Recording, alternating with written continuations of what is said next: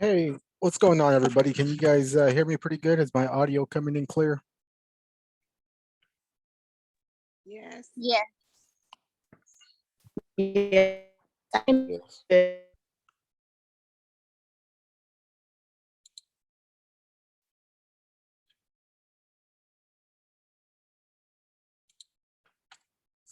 All right.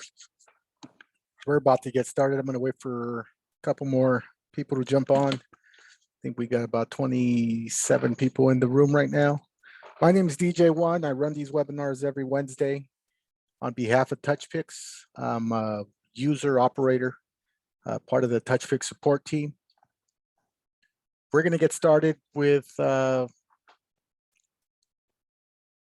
webinar today. I think I'm going to go with the iPhone today. I've been doing back and forth, GoPro iPhone, and I think I'm going to show you guys a little bit about the iPhone.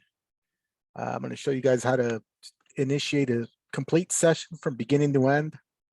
I'll also be showing you how to sync up your sharing stations and make sure that they stay on and you don't lose connection. There's a few settings that I'm going to recommend. You don't have to take notes. I'm going to record this video, as you probably were aware of from the beginning. And I'll be able to post it in the group. I'm going to provide some email addresses for everybody. I'm going to open up the chat room in case you guys need to get a 7-day free trial, right? Don't get a hold of me, but send an email to the following email address. It's called mail@touchpix.com. This is only valid for the people who haven't received a free trial yet. If you guys are new to Touchpix and want to see what it's about before committing, we offer a 7-day free trial. Just bear with us. The activations don't happen immediately. They come in on a first come, first served basis. So that email for the 7-day free trial is mail@touchpix.com. And I just posted it on the chat. My email is going to be dj1@touchpix.com. There's another moderator. I'm not sure if he's going to be on the call today, but he kind of comes in and out because today was his tech day. He goes by Charles, or you guys might know him by Jessica Boone, who is on our support page answering questions. But both of our emails are in the chat room. I'm going to make reference to a lot of different things in the sense of resources, right? If you guys are not on Facebook, I'm going to recommend you guys join the Touchpix user group. Let me go ahead and I'm probably going to link it. Let me see if I can try to link it here. Yeah, let me link it. Give me a sec here. I'm going to stop the share.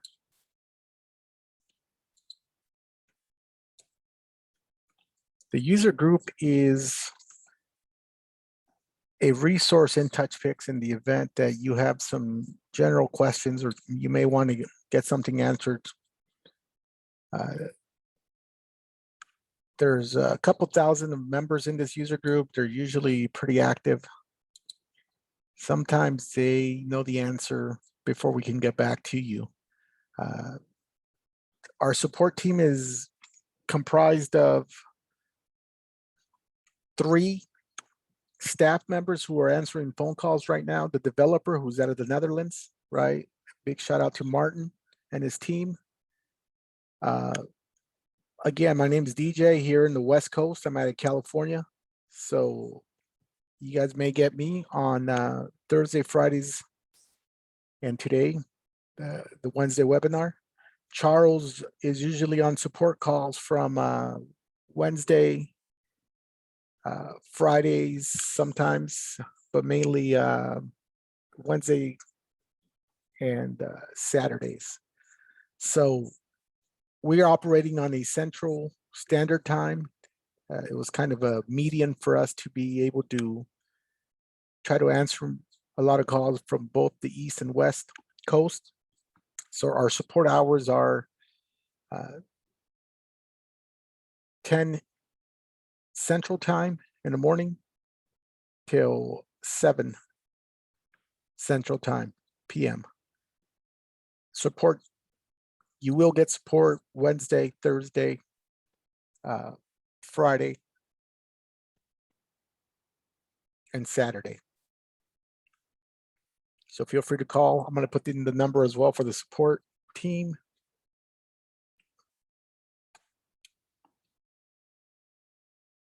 It's a toll-free number.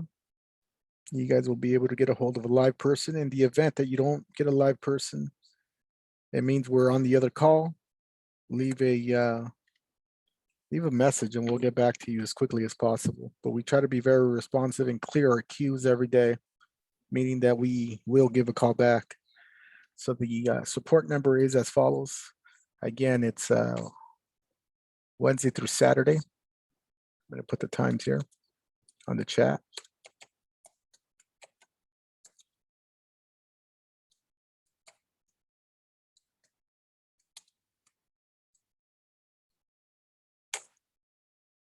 (10 Central to 7 p.m. and the number is 1-833-646-9955.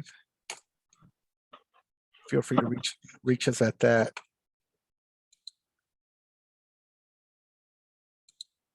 And another resource is the Facebook group.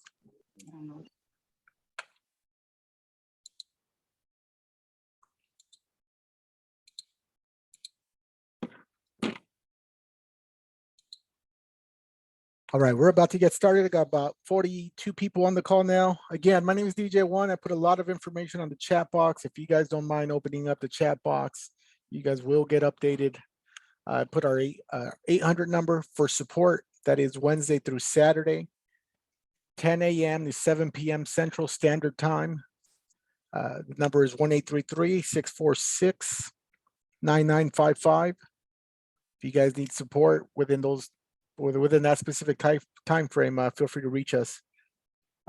Typically, we're closed Sunday, Monday, Tuesday for app development. There's a lot of stuff that we do behind the scenes and just try to get the app working in the most stable way possible. Since there's frequent releases, we want to make sure that we're testing all the releases fluidly and making sure that everything's up to date with every device.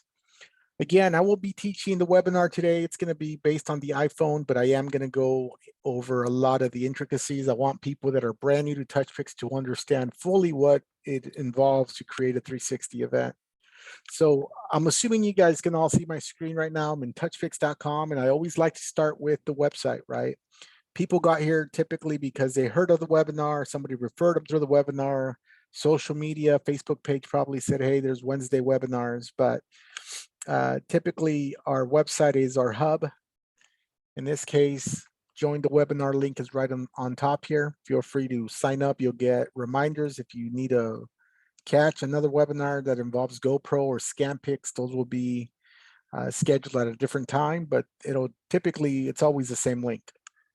What I'm going to start off saying is with Touchpix, it's an iOS app. It only works with iOS devices, meaning iPhone, iPad, and it is compatible with the GoPro, but the GoPro, the way it works with the GoPro is that the app is the one that renders the video and makes sure the effects are applied. So you still need an iOS device if you're using a GoPro, right?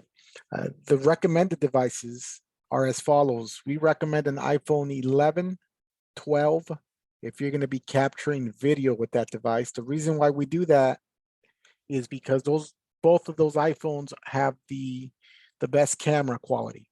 We don't use the front camera, we use the rear camera.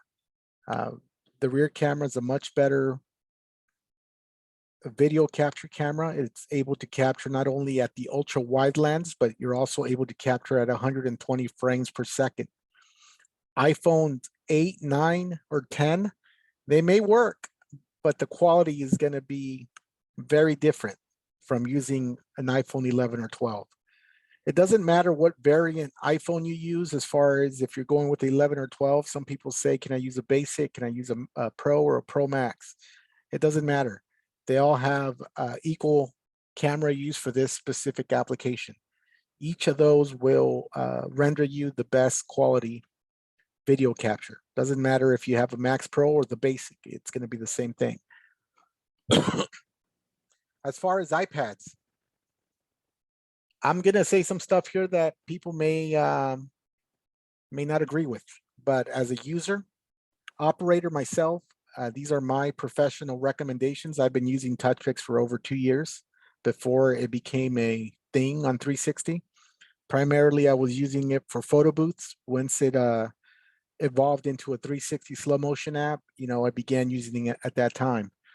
I don't recommend you use iPads to video capture unless you have the brand new iPad Pro.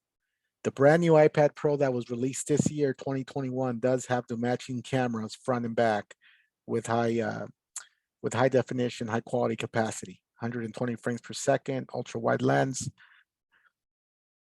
The reason I tell people I don't recommend the other iPads, although it will work, is that the quality is going to differ. I want you guys to learn the best way possible to be able to put out the best quality possible.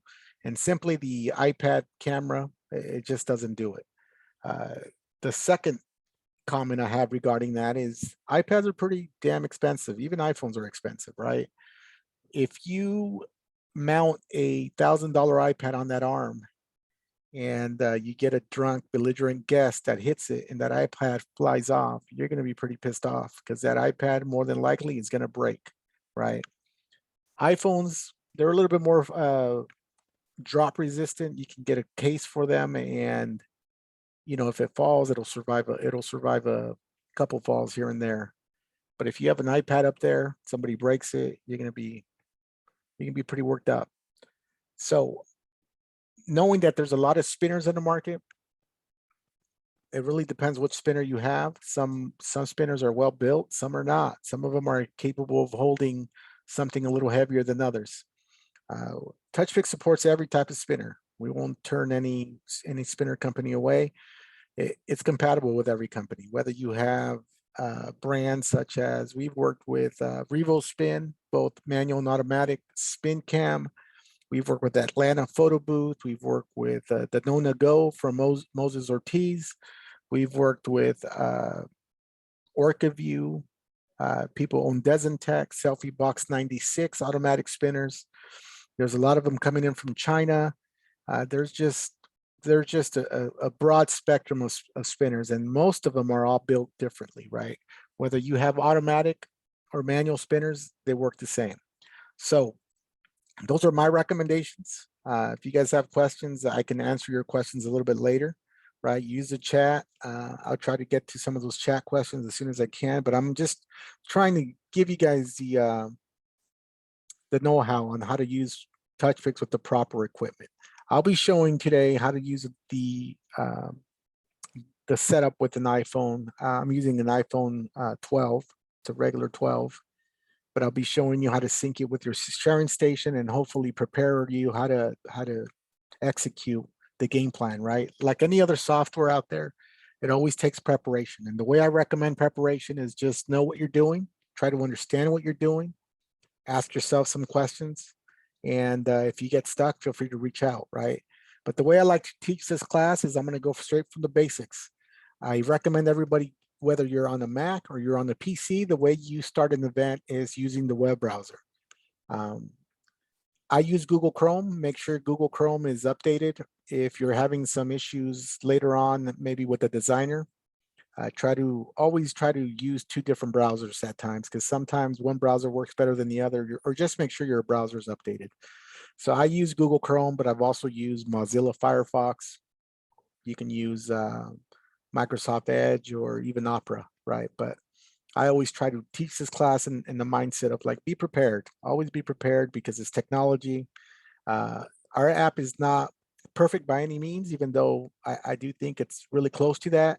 There's always going to be something that's going to throw you off a little, and you just need to learn how to pivot. And if you're prepared for it, then you're going to execute the game plan. So I'm going to teach this class this way. So I'm on Chrome today. I'm going to show you guys what Google Chrome is, but also I want to educate you guys on how to pre-plan on setting up an event. Before I dive into Touchpix, I'm going to show you guys what I do. My desktop is a little messy here. Sorry, I use it for various different things, but I always create a folder, as you can see. Let me see if you guys are able to see this here. On my desktop, there is a folder called Touchpix Files, right? And that folder lives right here. It's a top right-hand folder. I'm going to open up this folder. What Touchpix Files tells me is just my organization skills, right? If I'm going to be creating an event, in this folder, I'm going to drop my artwork that I've designed or I've had somebody professionally design for me. I'm going to drop my company logos. I have a lot of generic logos because I've taught this class before, and I like to use generic logos to give you an idea. I'll have some music files that I've downloaded, right? I'll have just other artwork that I may need in preparing for my event. And the reason why I ask everybody to make a folder on your desktop is just to get you better organized, get you better into the workflow of how to do things efficiently, quickly, without you having to dig through your computer downloads folder, or you might have stuff on your desktop. It may be all over the place. So just please, if you can, make yourself a folder, put it on your desktop, and name it something that you're going to know or you're going to be able to identify it with. And to create a new folder for those Windows users or even Mac users, just right click, you can hit new, make folder, right? And then you'll be able to rename something new. For the Mac users, same thing, file, new folder, and rename it and just dump everything in there. So that's how I like to start the class, but just letting people know that I, just get your organization skills a little better prepared. And let me toggle over to these to this next window here. Okay, so now we're on the Touchpix Web Interface class, or website, I'm sorry.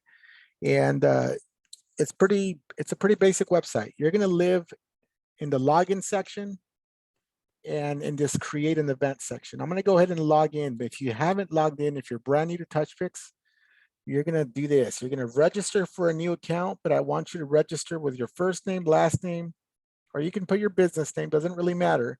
But the key feature for this is register with the email address associated to your Touchpix, to your Apple ID, right? The app is it's controlled by the Apple App Store, right? It's inside that ecosystem. So the way they track your subscription is based on your Apple ID email address. And I'll go over what that looks like a little bit later once I switch over to my phone, right? So you're going to want to register with your Apple ID if you have a personal phone and you're going to be operating a business. I'm going to make this recommendation that you make or you create a different Apple ID that's not associated to your personal pictures, right? Or personal information. If you're going to create a personal or a business account, make sure that nothing is attached to it that's very personal, right? Because if you scale up eventually and you use Touchpix on a different phone or a different device and you have a lot of your personal information, that's going to carry over. So that would be my first recommendation. I'm going to go ahead and log in with my account. I'm logged in now, right? This is called the dashboard. So I'm going to go over the pricing structure. That way you guys understand what the pricing structure looks like, right? So this is what Touchpix offers. They offer a weekly professional, a monthly professional, and a yearly professional. I understand a lot of people are new to the photo or video booth 360 industry. If you don't book often, I would recommend you start off maybe with the weekly professional, right? This means that you're able to activate the app for the entire week. So if you activate it today, Wednesday, it's 5:33 right now, West Coast time. If I were to activate the app today at 5:33, and 7 days from now, next Wednesday at 5:33 is when it'll expire. Be mindful that once you activate any subscription, it is your responsibility to turn them off, right? This is no different than a subscription from Spotify, Netflix, Dropbox, anything that you pay a subscription for. It's your responsibility to shut it off and on. The account will always belong to you. You will always have your access to your online photo galleries. We're going to store your events for up to a year, but it is your responsibility to shut it off and on whether you use it or not. I get a lot of support calls from people who indicate, yes, I've been charged 3 weeks in a row, and I've only used it once 2 weeks ago. You know, Touchpix doesn't handle any of the financial aspects. We have to go through the Apple App Store just how you have to go through the Apple App Store. So just be mindful of that, okay? If you don't book often, $50 a week may make the best sense, but also know that for $50, you can activate Touchpix on as many different devices as you own. Meaning that if you have 4 different events and you have 4 different iPhones or iPad booths, you can activate all of them at the same time, right? As long as they have the same Apple ID. Same thing with the monthly fee. The monthly fee is $140, right? It's a little bit of a savings from the weekly fee. This goes for business owners that have more bookings or perhaps have bookings for 360 events and also own other iPad photo booths, right? This makes better sense. If you are an established business and you have multiple maybe drop-off iPad booths and you run a couple of 360s, then maybe the yearly is more cost-effective for you, right? At $9.99, you're able to activate them on unlimited devices as long as it has the same Apple ID.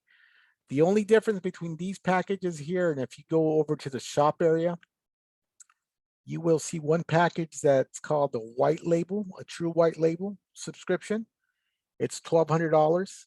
The only difference between this one and the $9.99 a year is that this white label subscription, it doesn't tie it to your Apple ID. I mean, it ties it in the sense that it's from your account, but if you activate an event and you have somebody across state lines doing an event for you, you can just send them the QR code and they're able to activate that specific event from any iPhone. It doesn't have to have matching Apple IDs like the other subscriptions, right?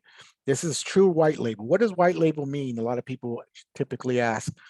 White label means a couple of different things, right? And this is the way I like to explain it.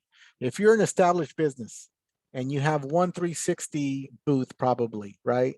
And you're getting booked pretty regularly, but you're still getting a lot of calls for bookings. Instead of passing on these bookings and saying, well, I'm booked this day, what a lot of business professionals in the industry do is they network with other photo booth businesses in their immediate area, right? Now, this develops a lot of trust. You have to know who you want to work with and who you don't want to work with, right? You and the other business provider can really think about, hey, look, I'm getting all these bookings. My stuff is booked. You're not getting all these bookings. Would you like to negotiate a price where I can white label this event for you? You can go out there and perform this job under my business name, right? Because they're your clients technically. Whatever you guys agree upon, you know, it's basically a go. It's a win-win. If the other company is not being booked and you're generating all these leads, you know, it's a win-win situation where you're providing the software, you're providing maybe the artwork. All you're sending the other company is the QR code. They're able to use their own equipment, activate, and they're ready to go. Now, a white label, the way it works too is that once you reach this agreement with the other company, they can't show up to that event and start advertising their business. This is your client. It came from your lead. So this is a way for you, both of you to generate money moving forward without passing up any gigs. So the white label subscription is designed for this purpose. You don't have to have on matching Apple IDs. You can shoot out the QR code to anybody across state lines, even in a different country if that's the case, right? So you're able to activate an event. So with that being said, that's the pricing structure. I'm going to go back to the main home screen of Touchpix. I'm going to call it the dashboard. That's what it's called. So you're going to live here. You're going to have a couple of options when you start Touchpix. One of them is called create a custom event. The other one is called create an event from preset. The create an event from preset to me is almost like a cheat code, right? I don't like teaching this way, but I will explain to you what create an event from preset does. Although I'm not going to show you in great detail, I like to show it from scratch. Create an event from preset allows Touchpix to easily create an event for you on the fly. Whether you have a non-motorized spinner or maybe you have a spinner with a TV slideshow that you want to incorporate. If you do a preset, Touchpix will create this specific setting for you, right? The drawback to this that I see as a drawback is that you're going to have to go in there and manually change out the branding features, meaning that right now it's loaded with Touchpix logos, it's loaded with Touchpix music, and you're going to have to go back in there and alter it anyways. But if you're in a pinch and you just want to activate an event, this may be the quickest way for you to do so. It's a 3-click process and you're up and going. I don't like to teach it this way because I like for all the users to understand how Touchpix fully works. The more you practice with it, the more you understand its features, the better it is going to be for you and your business on the long run. So the way I'm going to teach is creating a custom event, right? Once you create a custom event, you're just going to basically go down in the order as it's presented. General settings. I'm going to name this event wedding, and I'm going to give it today's date, the 25th. I want to identify what event this is. So wedding 8/25/21. I'm going to leave my language at English. Country is USA. My countdown. Countdown is like any other photo booth that you've operated, right? There's going to be a 4-second countdown, or in this case, I'm going to drop it down to a 3-second countdown before Touchpix starts recording. This is the time where people, your attendant or yourself are prompting your guests, look, Touchpix is going to start recording. There's going to be a 3-second countdown, then it will start recording. You could actually, if you don't want a countdown, you can put it at 1, and it's a much faster experience. But this is a countdown like any other photo booth. You could set it to your liking. Usually some of these guests have never been on a 360 before, so you're going to want to explain the process because you'll get silly questions like, what do I do? How do I move? So these types of questions you want to have, you want to be ready to answer, have your attendant kind of walk them through. If you notice, there's question marks in every category, which explains to you exactly what it does. The beep sound means that for every countdown second, you'll hear an auditory beep. That's all it means, right? Sometimes when you're not near your phone and you just want that auditory sound, you'll be able to hear the beep sound. Often you do events where the music's loud. This might not even be relevant because you won't be able to hear it, but it gives you an auditory noise for every countdown second. The mirror overlay preview. This is when you do an artwork and you load up an artwork, you'll get the mirror effect live view. If you're using an iPhone and you press start to record, your artwork is going to appear on the screen, but it's going to appear with a mirror effect, like it's backwards. Don't get nervous or don't get scared on this part, right? Just because it looks backwards on your phone, that doesn't mean that the output's going to be backwards. It's just a feature. I always leave it disabled. Leave it disabled. It'll probably make your life a little easier, right? As I scroll down, this is key for those of you who are GoPro users. The way I like to teach this class, even though I'm talking about iPhone right now, just follow my lead. And I like to tell everybody, select the rear camera. Even though you're using a GoPro, I'm going to explain why I have people select the rear camera. Although our software has been very stable, we can't predict what technology does. In the event that you're using a GoPro and you have to pivot to your iPhone or your iPad to get through your event because maybe you're full, your memory's full, your battery died, or millions of reasons of why sometimes GoPros go down. I want to prepare you to always be ready to pivot to your iPhone or iPad if you're having a equipment failure of some sort. So I always tell people, select the rear camera, and I'll explain to you why as I go down, right? iPhone users, we never want to use the front cam. iPad users, same thing. We never want to use the front cam, so always select the rear camera. The exposure. Camera exposure. For those of you who are getting into the business, there's a lot to do with external variables. For 360 video booths, lighting is very important. If you don't have adequate lighting, you may show up to a venue where your lighting is very dim. The camera exposure menu lets you go in here like any other DSLR camera or camera that you may have. You can actually set the exposure and mess with the ISO to give it that little bump that you may need, right? So I always like to have my camera settings at my disposal, so I always leave this enabled. QR protection, QR app protection, ignore this feature. This feature is more so for the iPad photo booth side. This prevents people from trying to get into the back end of Touchpix and making changes without your approval. If you accidentally enable this and you want to make a quick change, it's going to ask you to scan the original QR code to be able to access that back setting. Leave it disabled. Typically 360 booths are always manned with attendants. So your attendant or yourself, you're going to have a good overview of who's doing what on your booth. So leave it disabled for this purpose. As we scroll down the printing area, we're not printing.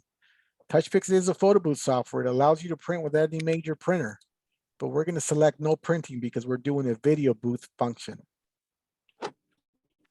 As I scroll down here, these are all your experiences that Touchpix allows you to do. Again, primarily it's a photo booth software, but I'm not worried about photos.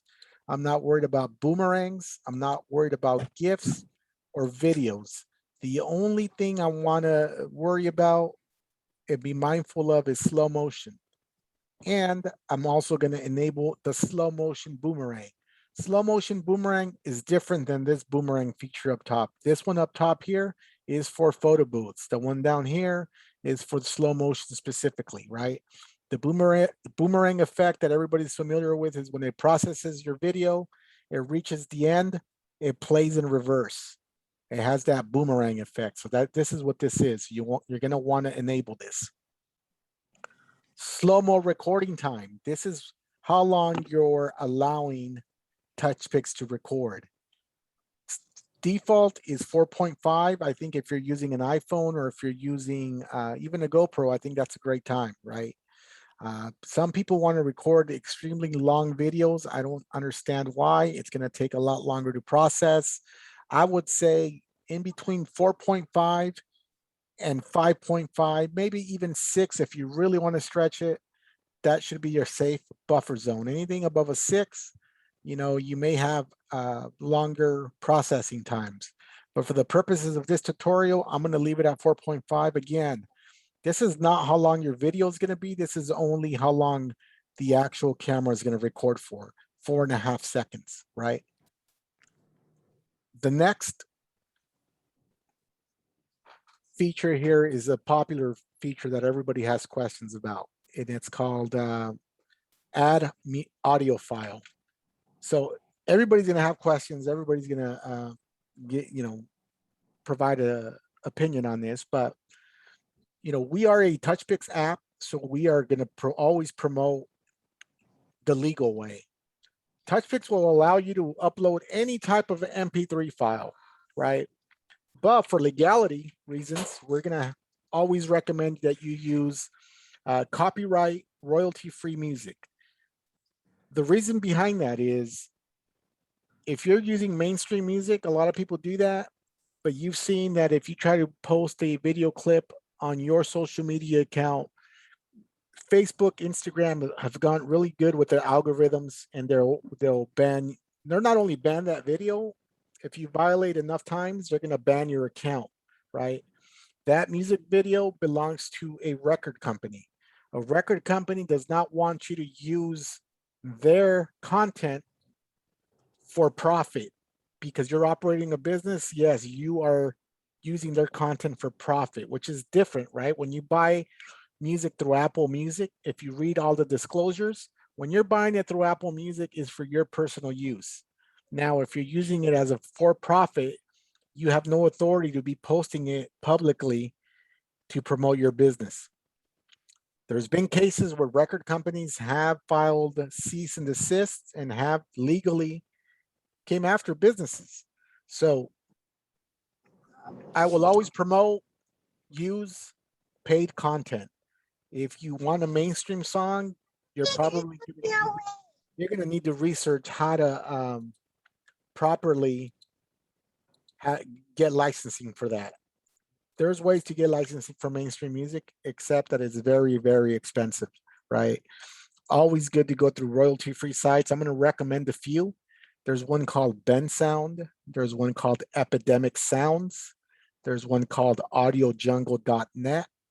There's one called Music Bed. Now, these sites have thousands of music genres. A lot of these producers produce instrumentals that are very similar to mainstream, right? These are not free. You're going to have to pay a few bucks in some cases, maybe up to 20, 30, 40 bucks, depending on what you like and what their fee is.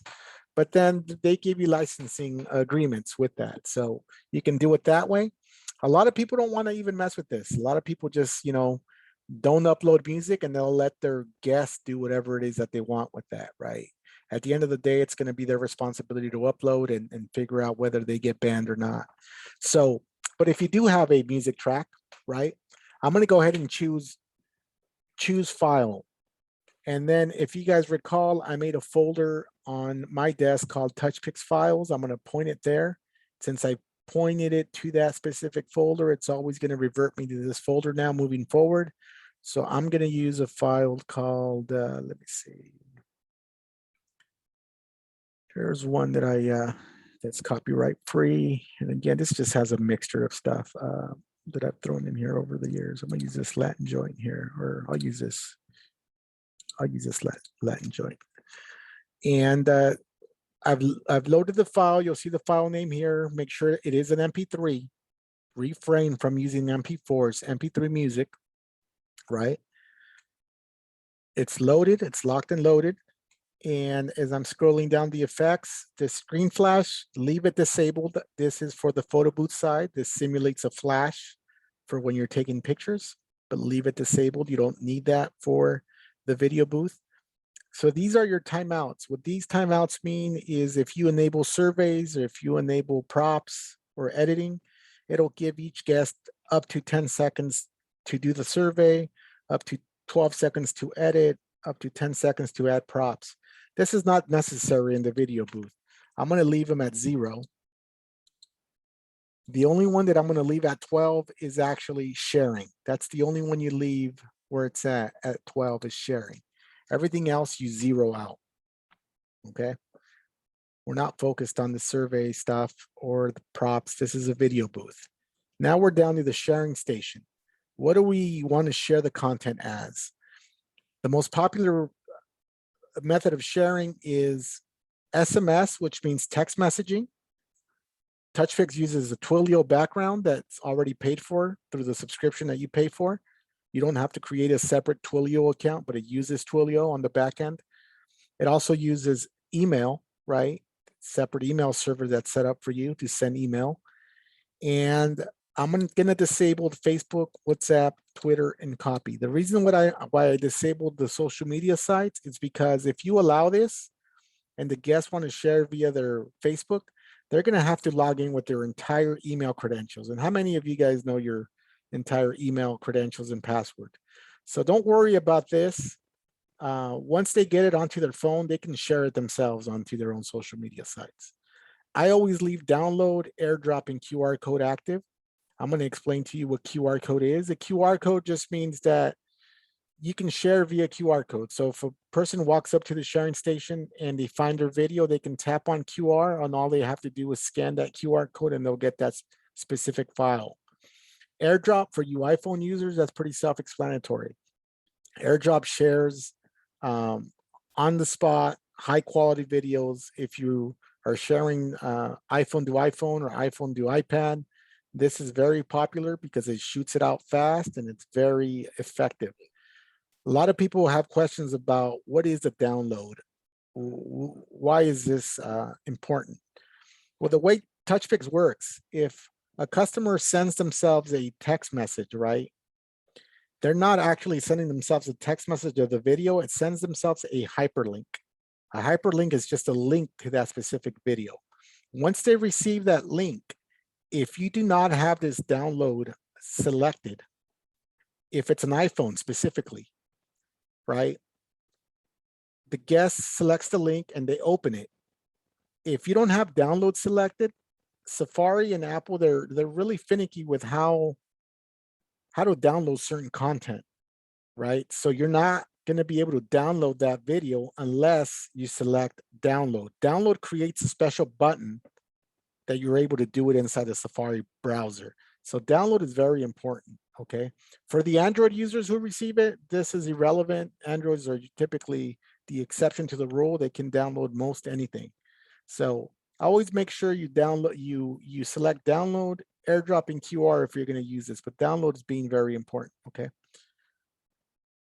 I'm not worried about the edit screen because we're not doing any post edit on this. Again, this is for the photo booth side. If you want to add props, if you're going to add, you know, different features to the final output, this is photo booth related. The in-app gallery, this is important. Always have this checked off. This is what communicates to your sharing station. This is what gives you access to your gallery in the event that a guest comes back an hour later and says, hey, I forgot to get my file. Can you give it to me now? If you have this enabled, you'll be able to go inside the app gallery, have them choose out what file it is and share it that way. So always select in-app gallery. So since you guys are going to be subscribing to Touchpix, take advantage of the features. Some of these features include branding. You're able to brand the email subject or the email text, right? So if a person says they're going to share their content via email, you can have this portray your business name. So you can say, thank you for using XYZ photo booth, right? The default message can say, thank you for using xyzphotobooth.com. This is my Instagram handle. This is how you get a hold of me with the following phone number. I typically keep these 4 boxes the same as far as message. So if I'm going to say in my business, for example, is thank you for using xyzphotobooth.com. This is my Instagram handle, and this is my phone number, 555-555-5555, right? So I'm able to provide that text message, whether they send themselves an email, text, or they get it from my sharing station, right? That's the message that you want them to receive. Who you are, how to get a hold of you, and you want your brand to convey and use it as a marketing scheme. As we scroll down, we're not worried about props. So we're not using props. Again, this is a video booth. The app name, I usually, if you're doing private events that are just for you, or maybe you're doing a wedding, just put your business name here. You can always leave your business name here. So the next part is very important here too. These 3 sections right here are pretty important when it comes to branding.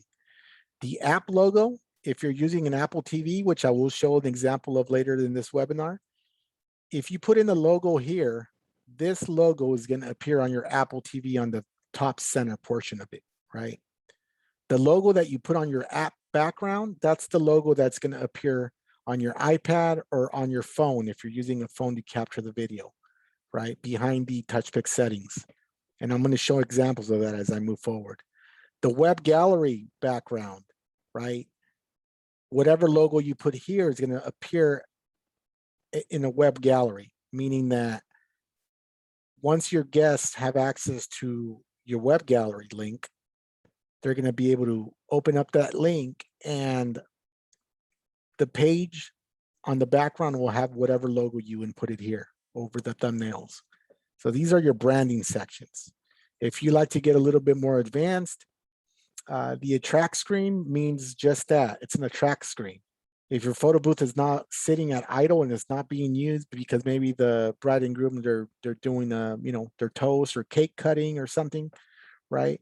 You can actually put a video in here of a promo video that just is going to play till this screen gets tapped on. If you don't feel comfortable, don't use this. This is something that's optional. You don't have to use it. Focus on these 3 here. As you get familiar with the software, if you want to experiment with the attract screen, then by all means, you can use a picture, you can use a video file, or a PNG, which means transparent. Same thing with these here. You can use JPEG and PNGs, not videos for here. So this is what I'm going to do, and this is how I'm going to show you. I'm going to hit choose file, and look what happens when I hit choose file. It automatically now opens to that Touchpix folder that I've created for myself for organization purposes. I'm going to scroll down and I'm going to go and actually use my company logo, right? My company logo is here. It's called Social Booth.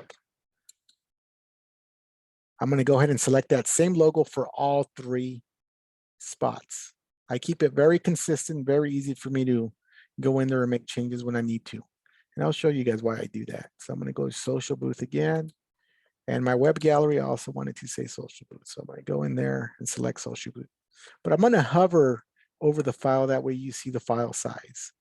As I'm hovering over the files, you see that that container is a PNG container. It means it's transparent.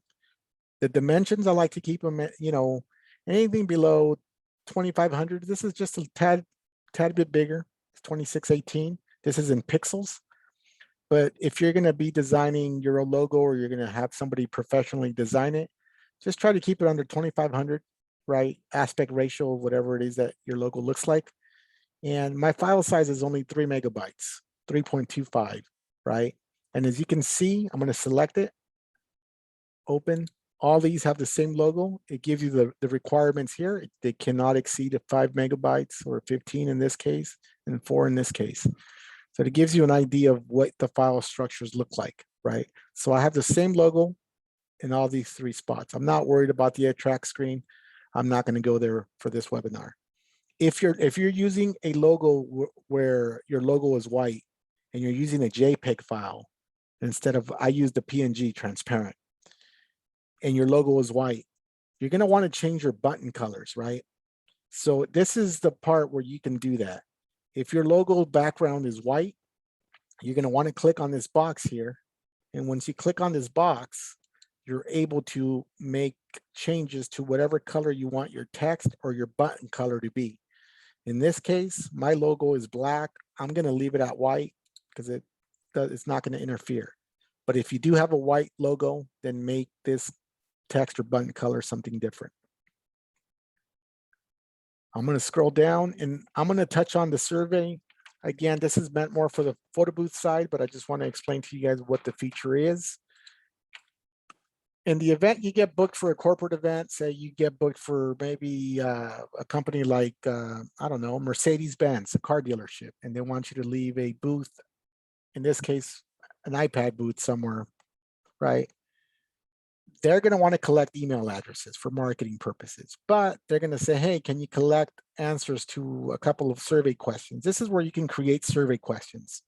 One of the questions that a car dealership may be interested is, are you looking to buy a new car between 0 to 3 months, 3 to 6 months, 6 months to a year, right?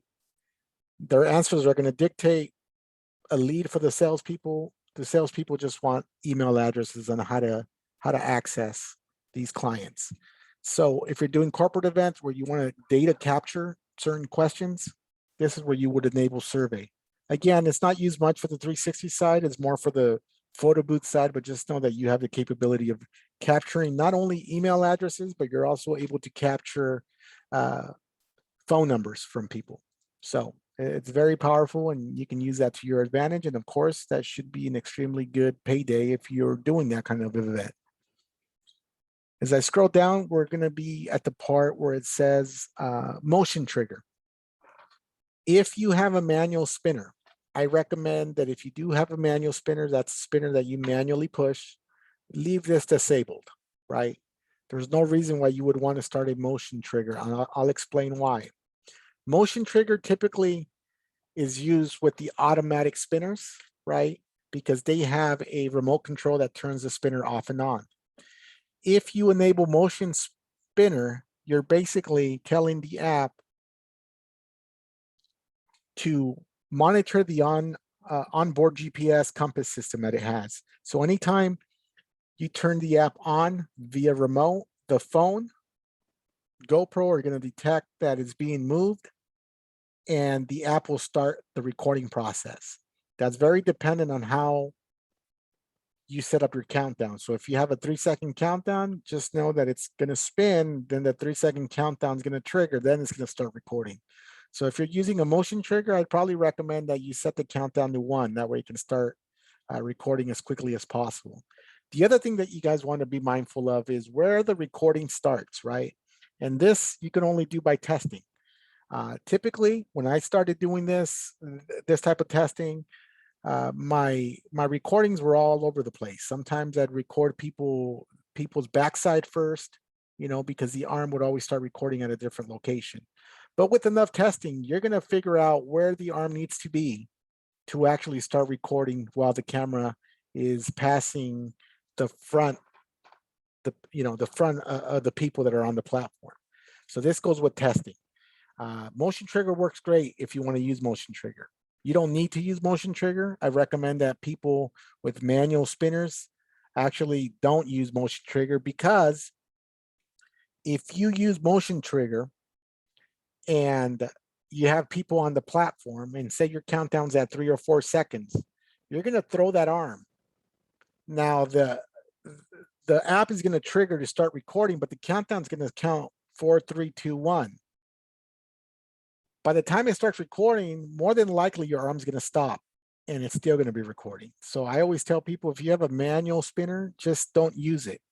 You're there holding the arm to begin with. All you got to do is tap a button, wait till the countdown hits 1, and then release your arm when the countdown hits 1, and you'll have a much higher success rate that way.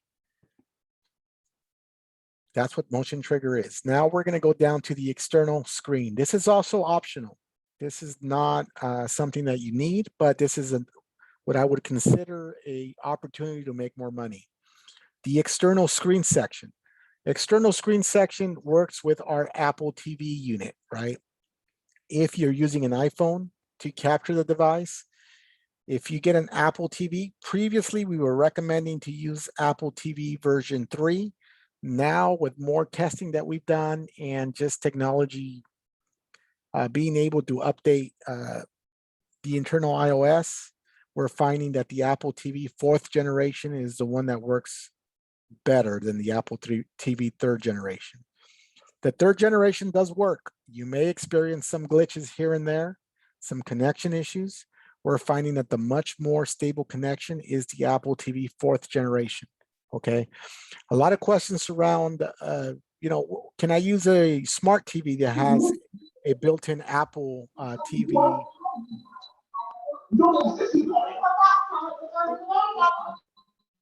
Give me a sec. I just wanted to mute. Somebody has an open mic.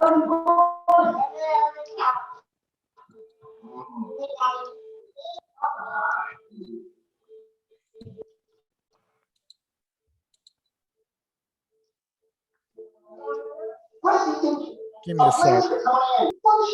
Can somebody turn off their mic, please? I'm trying to... Okay, that's better. Yeah, so people have been asking if they have a Apple TV app inside their smart TV. The answer to that question is yes, it works. Do I recommend it? I do not recommend it for 2 reasons.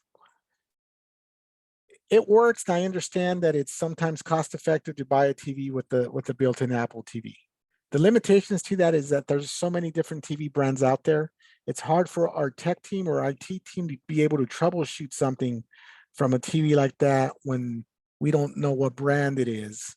We don't know what update that Apple TV app is, when the last time it's been updated.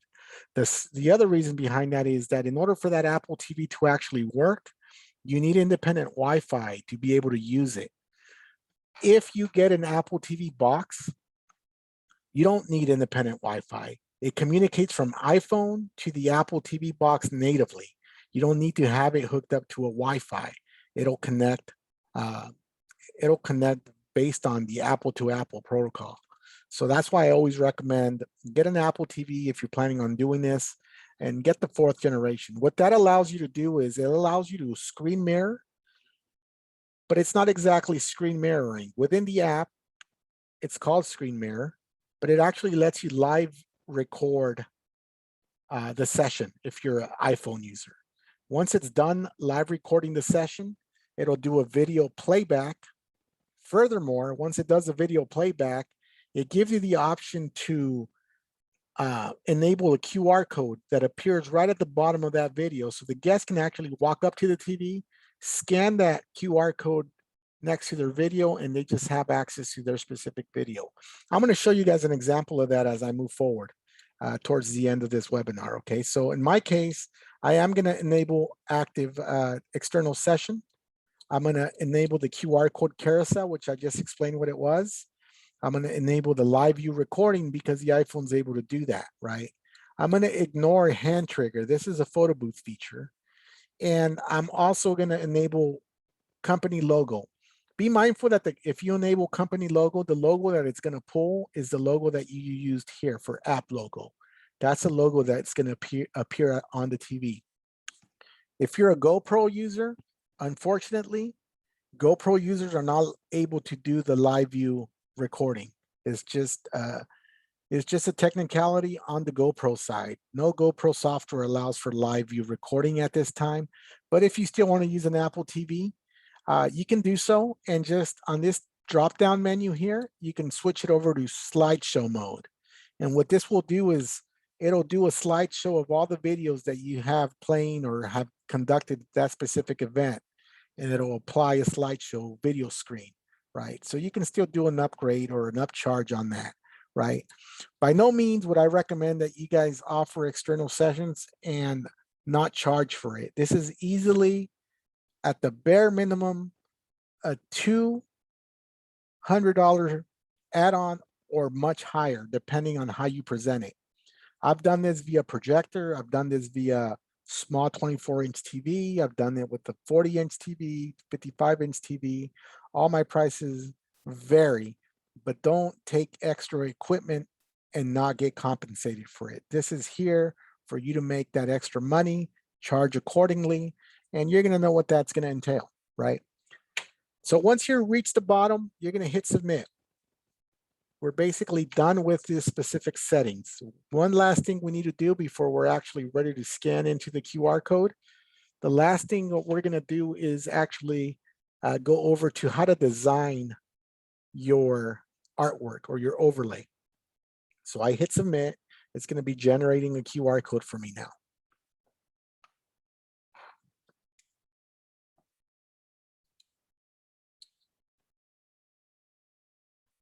Once it's done doing the QR code generation, it's going to ask you to scan the QR code with your phone, but I'm not there yet where I want to scan into it. I always save the scanning part till the very end when I'm sure that my artwork has loaded, and I'm absolutely positive that everything, all my settings are correct. So now we just probably spent close to an hour in going through these settings. It's not going to take you an hour to do this.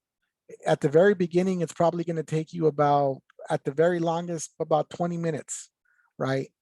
As soon as you're comfortable with it, it's going to take you anywhere between 2 minutes to 5 minutes at the very most, right? And I could do my events in 2 minutes now, load them up, have it ready to go. It's giving me a QR code, but I'm not ready to scan this QR code. I'm going to hit go to designer because I'm at the part where I want to be able to design my image, right? Always keep in mind that, you know, this is a photo booth software as well. So you're going to see this pops up by default. This is the photo booth strips. I'm not worried about photo booth strips. I'm doing a 360 event. So if you look at the left-hand side here, you're going to go over to where it says templates. You're going to see a drop-down menu. This drop-down menu has choices for every type of feature that you want to add. In my case, I want to do slow motion overlays. You're given 5 different overlays. The first overlay is popular if you want to do a full body type of capture, right? Some people like to do full body captures. They like to get their spinner in the mix. They like to get the girls' shoes. It's really a head to toe shot. But if you're using overlay 1, if you're using an iPhone, also be mindful that you have to turn your iPhone to its vertical position, meaning that the camera is on top and not on the side, right? The most popular overlay by far is Slo-Mo Overlay 2. The reason it's popular is because it's a perfect square. It's very social media, Instagram friendly. A lot of people like to use this because the guests can easily upload to your social media, specifically Instagram. The other popular one would be Slo-Mo Overlay 3. It has a much more wider view. You get a little bit more wider angle. And Slo-Mo Overlay 4 is actually ultra wide, right? It's Slo-Mo Overlay 5 is a cropped version of the portrait one.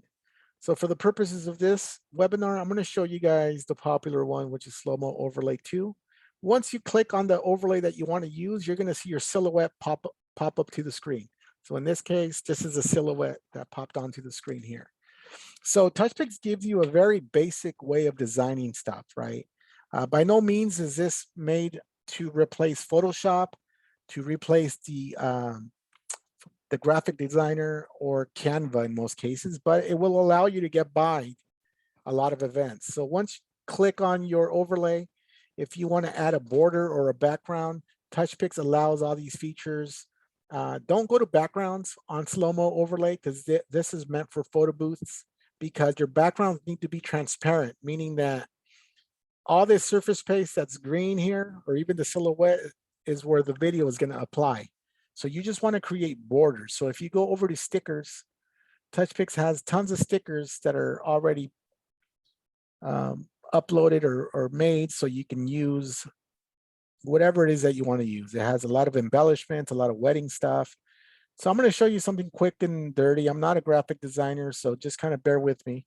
Say I want to use this leaf here, right? I'm going to click on this leaf.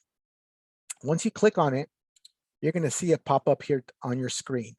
Once it pops up on your screen, you have the ability to actually resize it, reposition it if you want to like turn it, right? So you can position it.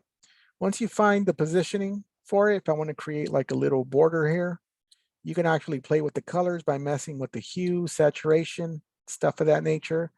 And once you find it appealing to you, if you want to duplicate, you can hit duplicate, right? And you can just keep on adding, duplicate of this specific design, right?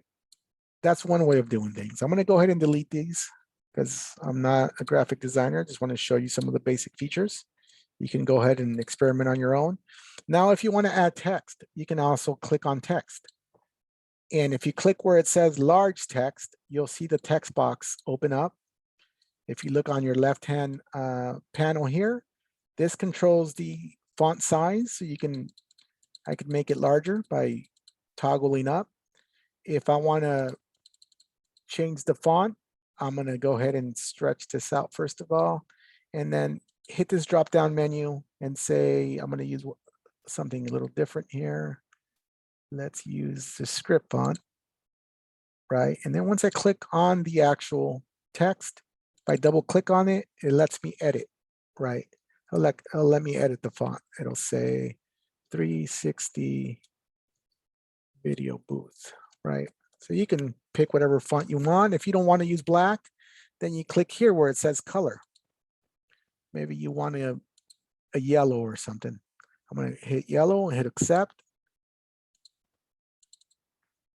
Make sure you double click. And now it turned it to a different color. Again, I'm not a graphic designer, but you're able to kind of, from here, you're able to drag it and place it wherever it is that you want to place it. Furthermore, it lets you upload stickers. So say I want, say I have a logo that is already PNG. I clicked on uploads. I'm going to go to custom sticker. And I'm going to use this generic Instagram logo, pretending it's my business logo. If you notice, the logo is a PNG file, which means it's a transparent file.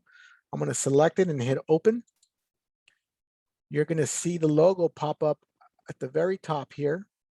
Now I'm going to click on it, and I'm pretending this is my logo. If I want to throw my logo on the template in a subtle manner, maybe I want to resize it and just place it on the top right-hand side, and that's my logo.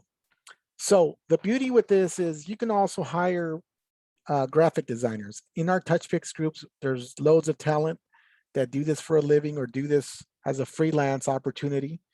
We've used so many different graphic designers. I will actually give you a graphic today for attending today's webinar. It's an animated graphic. It was given to me as a demo by one of the designers. His name is Mark Rich. If you want to reach out to him, if you like his style, you know, designers like ice cream, right? Everybody has a different flavor. You're going to pick whoever best fits your needs. But there is, like I said, Mark Rich is one that's in our groups. There is Keith Freeman, who also makes designs or makes promotional video outros, which I'll explain what that is a little bit later. There is Michelle. There is Clay from Photo Booth Graphics. There's literally a lot of designers you can reach out to that do freelance work. For example, I'm going to go ahead and go over to uploads. And if you hover where it says custom overlay, right, and you do use a designer, they're just going to ask you what size is your overlay. If you hover over this question mark, it's going to give you the sizes for all the templates right here. So I'm using template 2. So in pixels, my size is 1072 by 1072. That's the only information that my designer needs to know for him to design an overlay, right? Once he creates something for me, he'll usually email it to me. I'll then save it onto my folder in my desktop, and I'm going to pick the design. And in this case, I'm going to pick something very generic. I'm going to use, let's see, I'm going to use this square here. It's just a border. I'm going to select it. You see it pop up here. I'm going to click on it right here. Now it applied it over my silhouette. So I know that it's going to look like this. Furthermore, if my designer maybe gave it to me in pieces because I want to use this border for other events, I just don't want to be paying them all the time. So in this case, say my designer gave it to me in pieces where he gave me the border frame, and then he gave me the other piece, which is the name of the person. I go over to stickers again, and I'm going to select the name of the person that he gave to me in a separate file. In this case, the person's name is Natalia Sofia.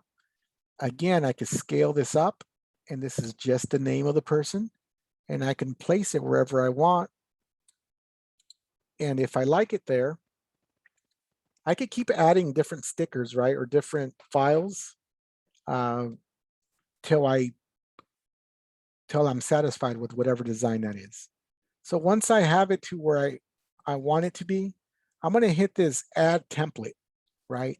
And be mindful that once you hit add template, it's going to add it to the same event that I named it from the beginning. If I click on this drop down menu, you're going to see all my other events. Make sure that you're adding the template to the correct overlay, right? So I'm going to hit add template. It's going to turn green, and it's going to say successfully our template added. Now I'm ready to scan into my event. So I'm going to click on my account. I'm going to go over to my event, the events tab, right? Here it is. This is the one that I just created. It says test, right? I'm going to click on QR code because I'm ready to scan into it. So now what I'm going to do is I'm going to go ahead and mirror my iPhone. That way you guys can see the entire process of how easy it is for me to scan into this. Okay, so just bear with me. I'm going to make that transition over to my iPhone. And I'm assuming you guys can see my iPhone on the left-hand side. Yes, you guys can see that. Grab my iPhone real quick. And here we go. I'm going to plug in some magic numbers to make that screen mirror work.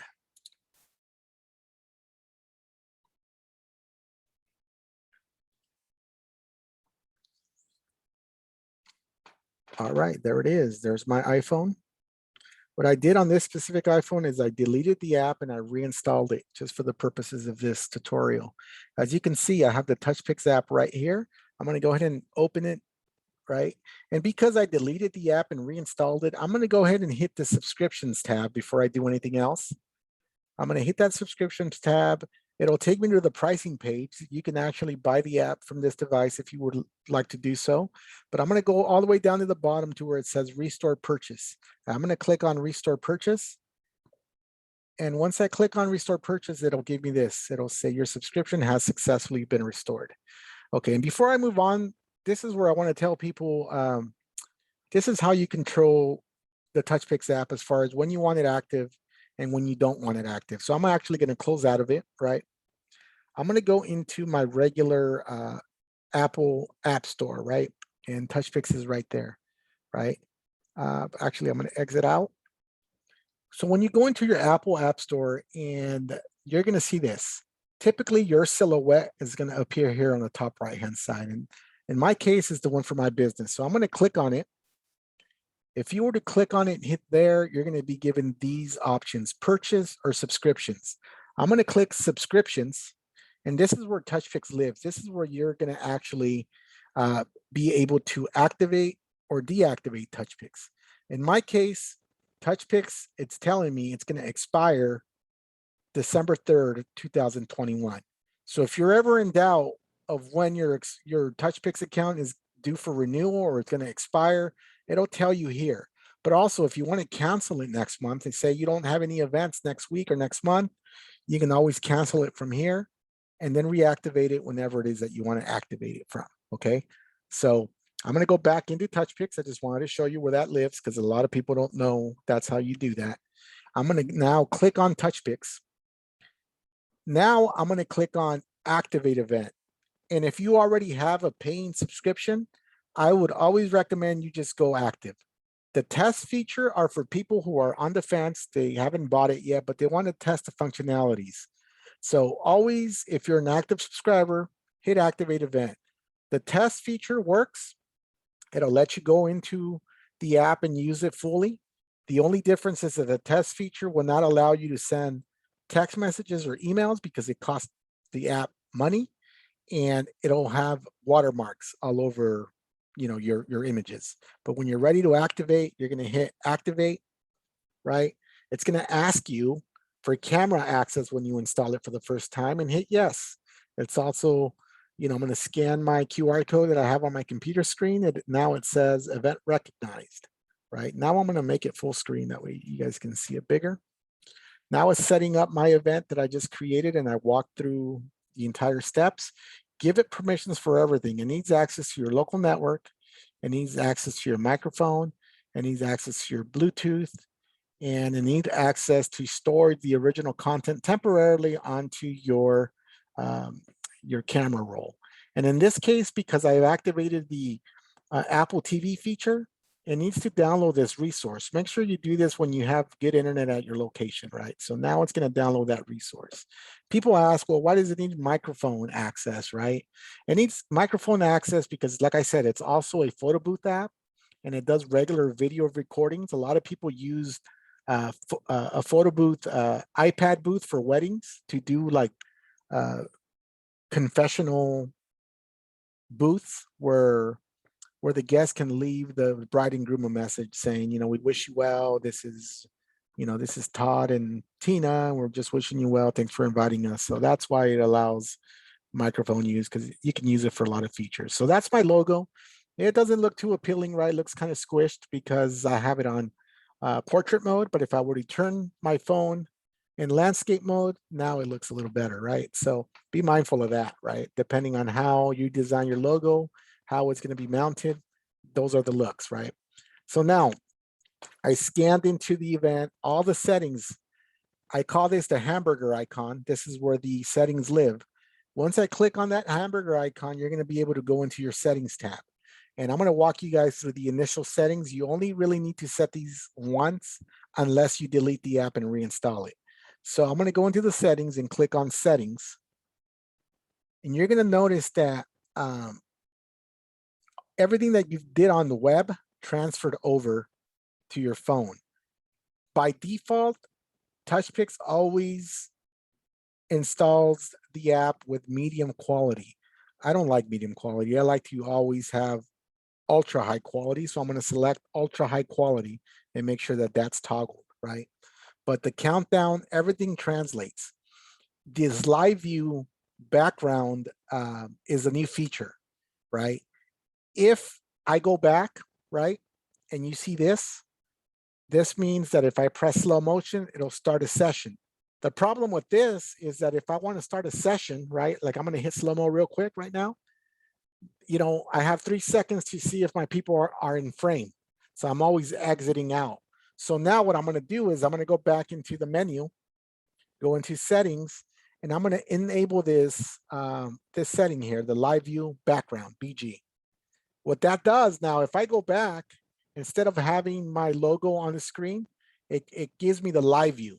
So I don't have to be like guessing if people are in frame or not in frame. I can do that before, you know, before I initiate the session. So that's a pretty cool feature, right? And you could actually see your template on there to make sure that things are coming out according to plan, right? So that's a cool feature. I'm just going to go back in there and disable it just because I want to show you guys the rest of the settings, right? And from this session screen, everything's kind of neatly organized. Now I'm going to hit the right arrow. This is giving you the printing option, the sharing option. Make sure it's set to none. Some people accidentally have it on local gallery and print. If it's on local gallery or print, more than likely you're going to have some issues with your sharing station. Make sure this is set to none, right? And I'm going to hit the right arrow one more time. This is the important part right here. It's the camera settings, right? And this is where we're going to go into the GoPro and iPhone users. So if you're using an iPhone, make sure that the rear camera is selected. This is where you will, if you're using a GoPro, you're going to toggle onto the GoPro section right here, right down below. But don't do that yet. I want to make sure that your camera settings are at its optimal settings. If you hit configure, right? If you hit configure and you have the rear camera selected, it's going to allow you to make these following changes. You're going to see, again, let me go back again. If you hit configure, you're going to see this box here, lens. If you're using an iPhone 11 or 12 and you click on this box, you want to make sure you have it set to the ultra wide lens. Provides a wider view, and it has better image stabilization. You're going to see a warning popping up saying, you know, you're advised to change your slow-mo speed, which is what we're going to do next. The next option is slow-mo speed. This is another important setting. You're going to click on slow-mo speed, and we're going to select 1920 by 1080 at 120 frames per second, right? If you're using a iPhone 11 or 12, these settings will be there. You're going to see double settings. Use the first one. If you're using an iPad, you might not see the settings because your camera might not be capable of recording at that specific speed. However, if you want to drop it down, if you're using an iPad at 1920 by 1080 at 60 frames per second, you could go ahead and do that. Some iPads have 240 frames per second. It'll work, but the file size is going to be much larger, and your lighting is probably it's going to need to be pristine, because to record at 240 frames per second, you're going to need very, very good lighting. We recommend 1920, 1080 at 120 frames per second. After you do that, hit go back. Now for you GoPro users, after you set the camera settings, now it's time for you guys to toggle on to GoPro, right? The reason I teach it this way is because if your GoPro always goes down and you need to use your iPhone or your iPad to get through your event, you can easily make that transition by loading your iPad or iPhone onto the holster and be able to finish your event without any hiccups. If you don't do this in advance, your camera settings are not going to be set. You're probably going to be stressed out because you're at an event, and you're probably going to forget how to set these settings. I'm already preparing you to have these settings ready to go before switching it over to GoPro. If you're not a GoPro user, don't worry about it. Leave it set to back camera. Now, I'm going to explain to you what the video effects creator is. This is also an important setting here. Video effects creator is where all your effects live. If you see all these effects on Instagram or other 3D or other 360 software, they're going to have effects that make it look probably a little unique. I'm going to go over, if you put your finger on where the effects are, you can actually scroll through that list. That list actually grows, right? You're not limited to just what you see, but you can pick. There's two effects that I'm going to go through today. I'm going to give you one of them as a free gift, as far as for taking the time and trying to expand as a professional, and for being here and for you guys to practice. But the first effect, I'm going to select this effect here called Snapshot. It's here on the third column. I'm going to select this effect, and what happens is when I select it, you're going to see it drop down to this gray box down here. Once it drops down to the gray box, you're going to select it from the gray box. And once you see it selected on the gray box, you're going to see this little timeline appear down here. This is just telling you, where do you want this effect to be played on your video? This is your video timeline. If I leave it as is, it's going to apply it at its whole entire video, right? The whole duration of it. I don't want that effect to be applied at the whole duration of it. I'm going to move the little slider. I'm going to put it at 0.25. And then the other slider, I just want that effect to be applied at 0.25 to maybe 0.55, only for that specific time during that video, right?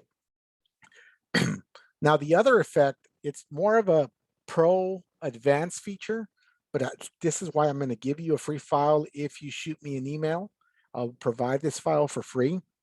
Is if you go to your effects library, the very top, there's this effect called overlay black, right?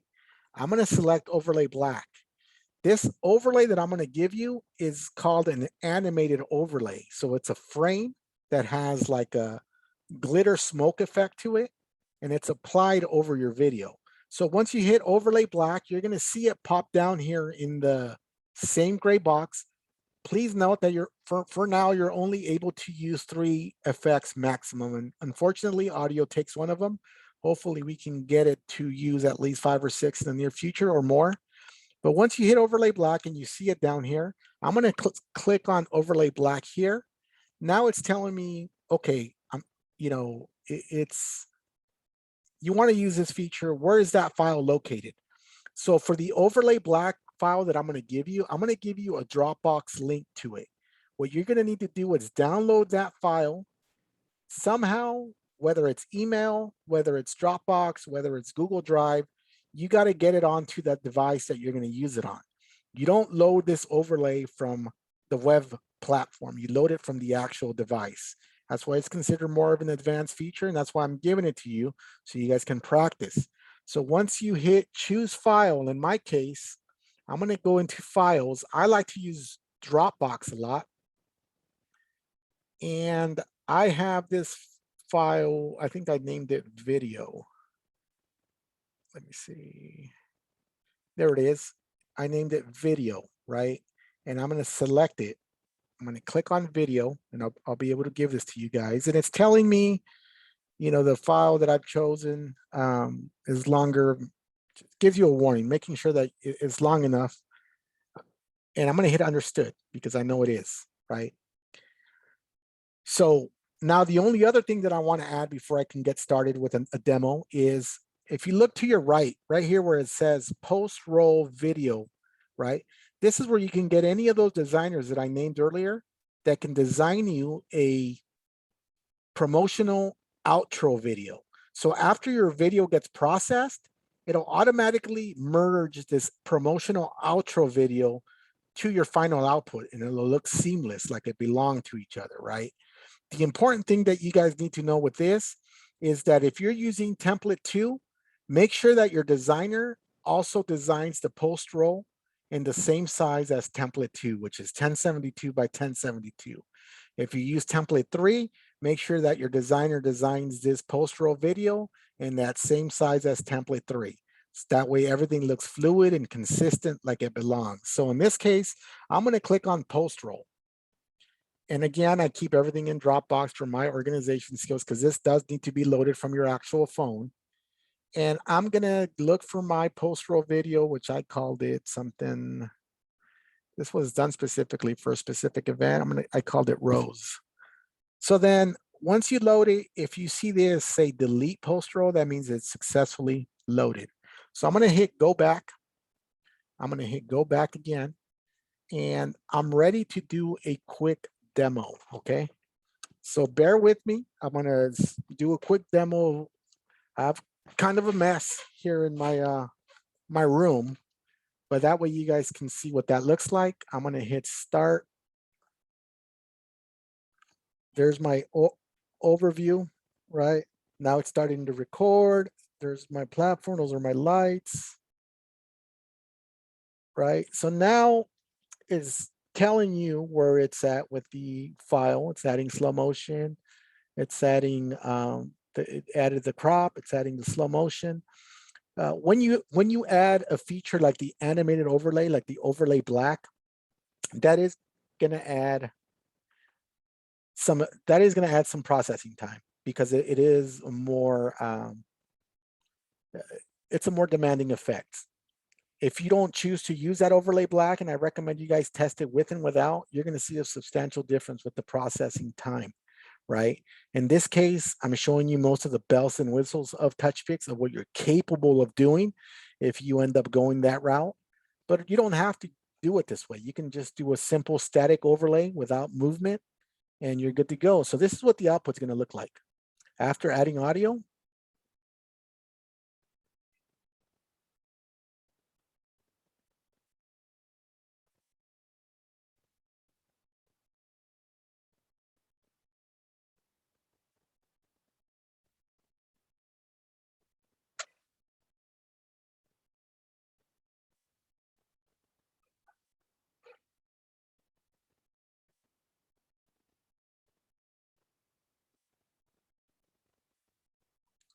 there it is. So that was a quick demo. And what I saw from that is that I need to clean my camera lens because it did appear blurry. So always be mindful, clear your camera lens, you know, you'll get better results with that. So, you know, in a nutshell, that's what it looks like, right? And I'll do another demo right now because I want to show you guys how the Apple TV works. And then I'm going to go over to the sharing station, and then I'm going to turn it over for questions. But what I want to do now is I want to show you guys how to set up a sharing station, okay? Because I think that's very important. So this is what I'm going to do. Give me one quick second here. I'm gonna terminate the screen share for now.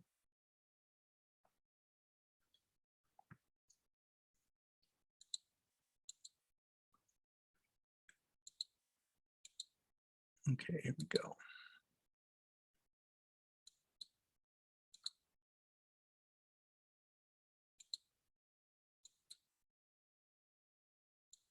Okay, here we go. I'm going to just go over to screen share one more time. So this is how you do a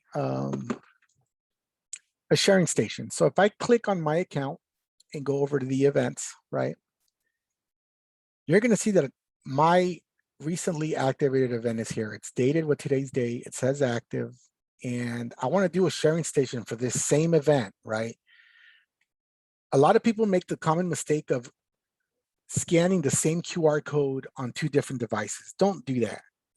The reason why you're not supposed to do that is because if you scan the same QR code on two different devices, one device will close properly and the other one will not,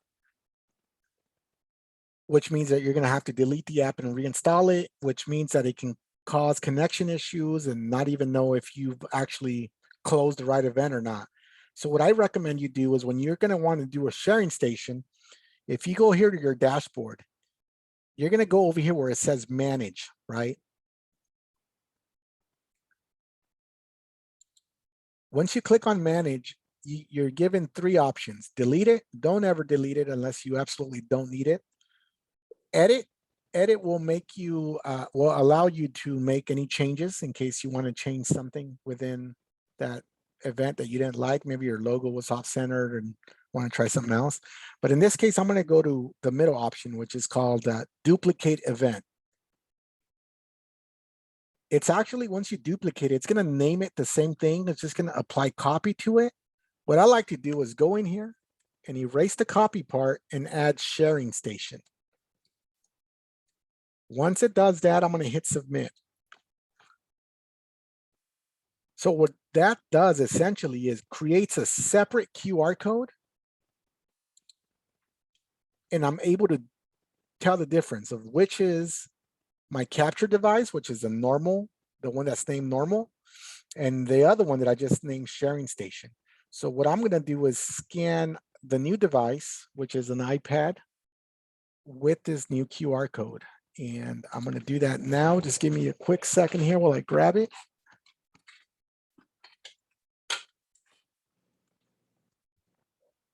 I'm not gonna show the process to that because I don't have my iPad mirrored, but let me just scan that QR code.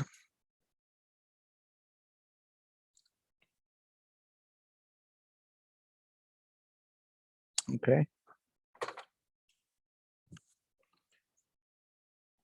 So now I scanned my QR code on my iPad, but I'm going to show you a couple other things because I think they're also very important for you guys to know is, you know, Touchpix allows numerous different ways to share things. So this is your dashboard. If I were to click on gallery in here, right?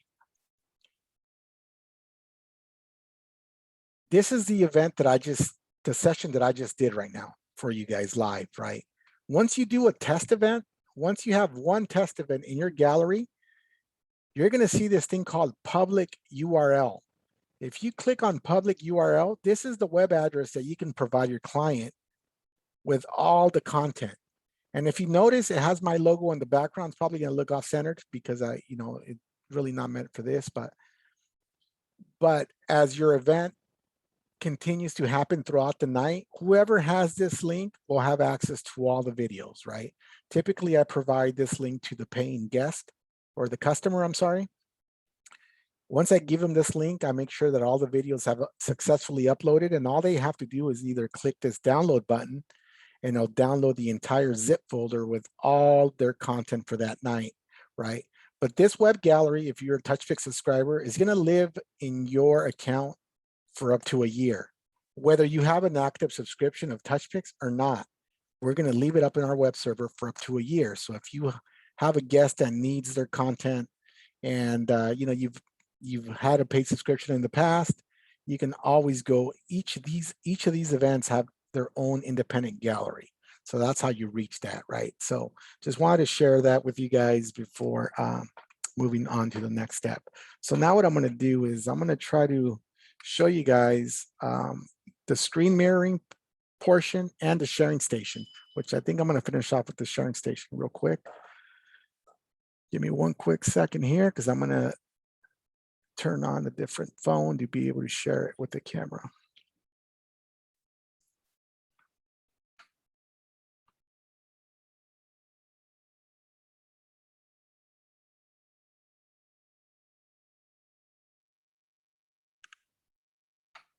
All right, here we go. So I'm going to show you guys how to do a sharing station. All right. This is my iPad. And I'm going to go over to my iPhone as well. So this is how you do a sharing station. I just scanned that iPad into that duplicate event that I just showed you guys. Right. So I just scanned into it. And I'm also going to open Touchpix on my phone. So now you see that they're both active and loaded.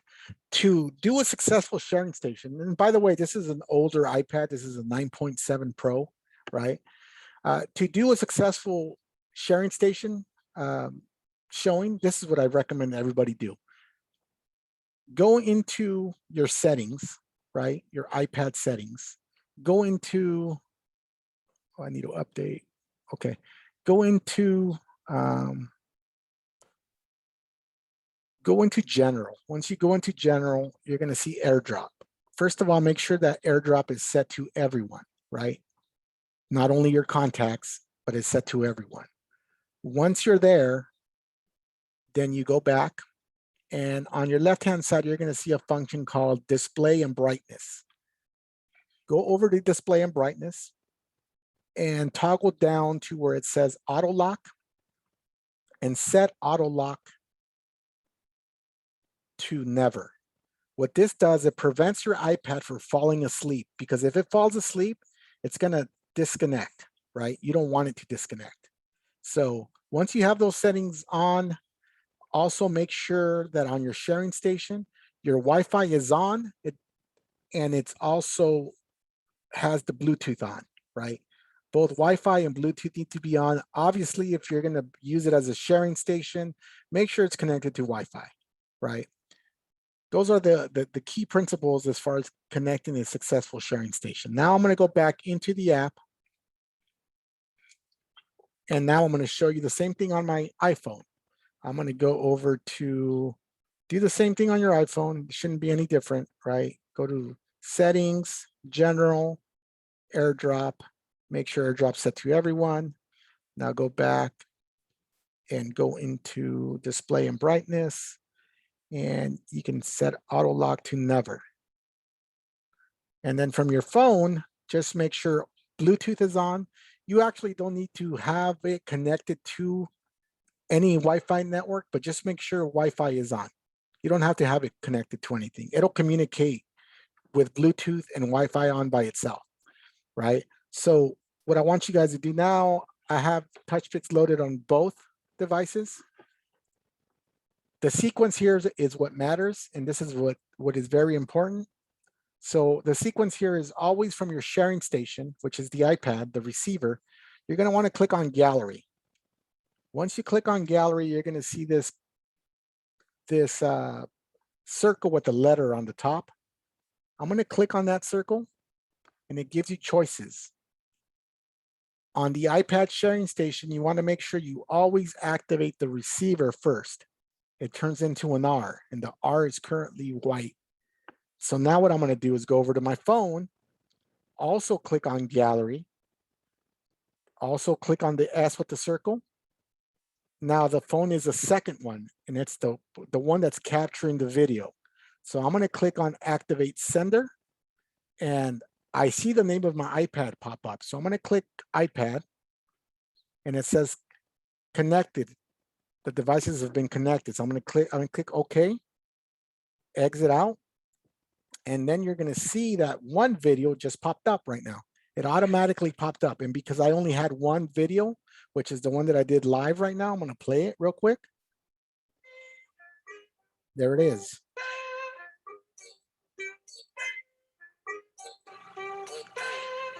So with this feature, the guest will see this specific screen, right?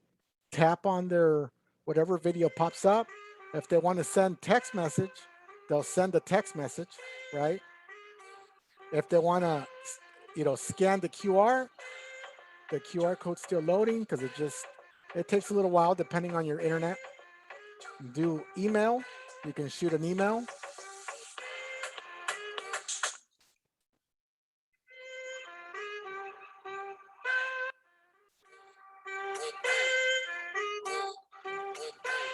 Or you could do the airdrop feature, right?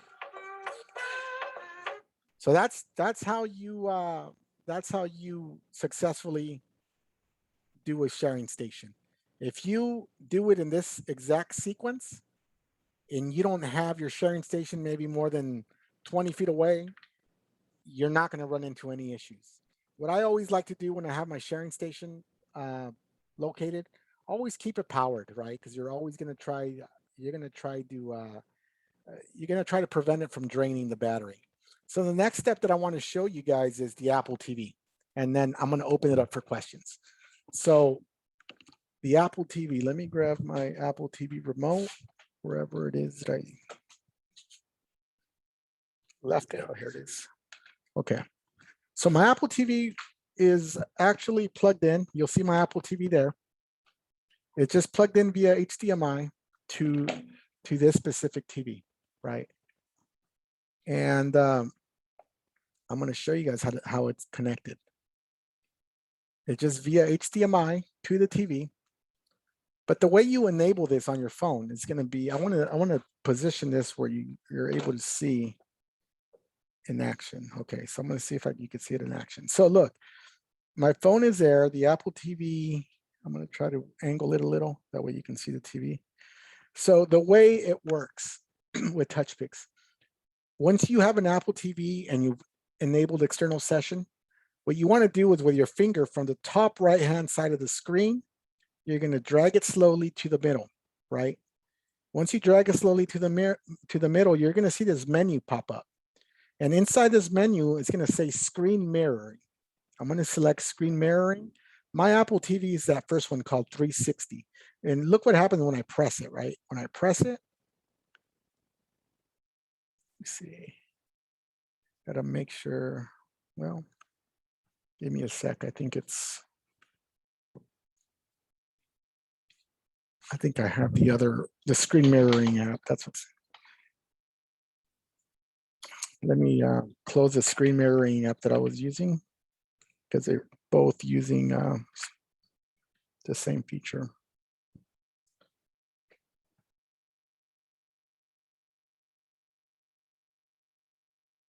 Okay.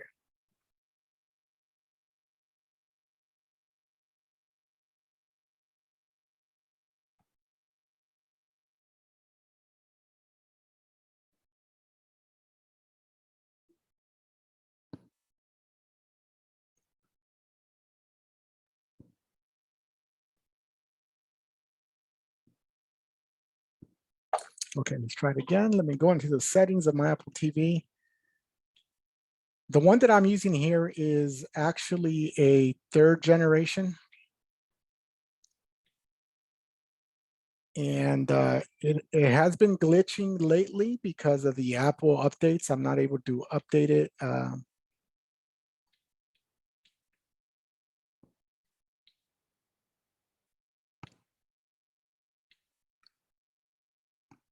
I gotta connect it real quick.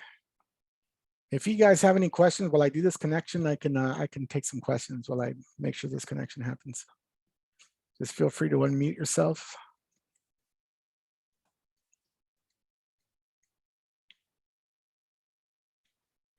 Anybody have questions at all? Okay.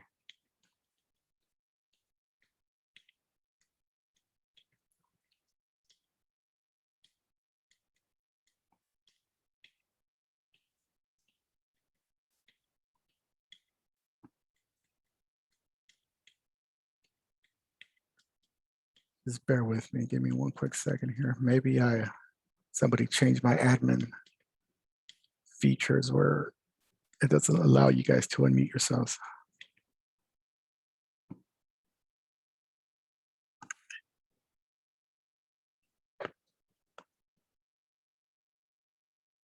Okay, let's try this again.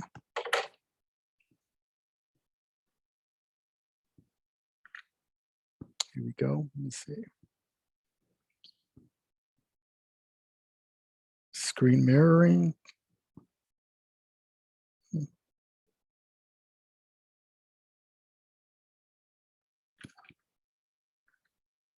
going to restart this phone real quick. Something.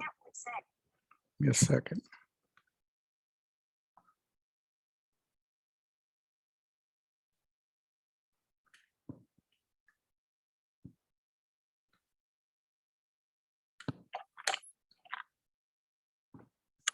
All right, I'm going to take some questions and I'm going to connect it back. I'm just restarting it real quick.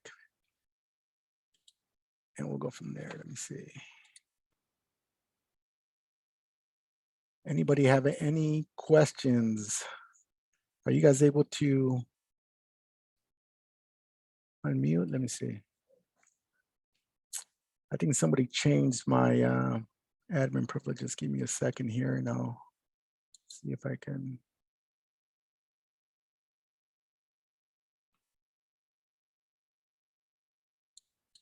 Okay, I think I changed them over. So if you guys have questions, you guys can.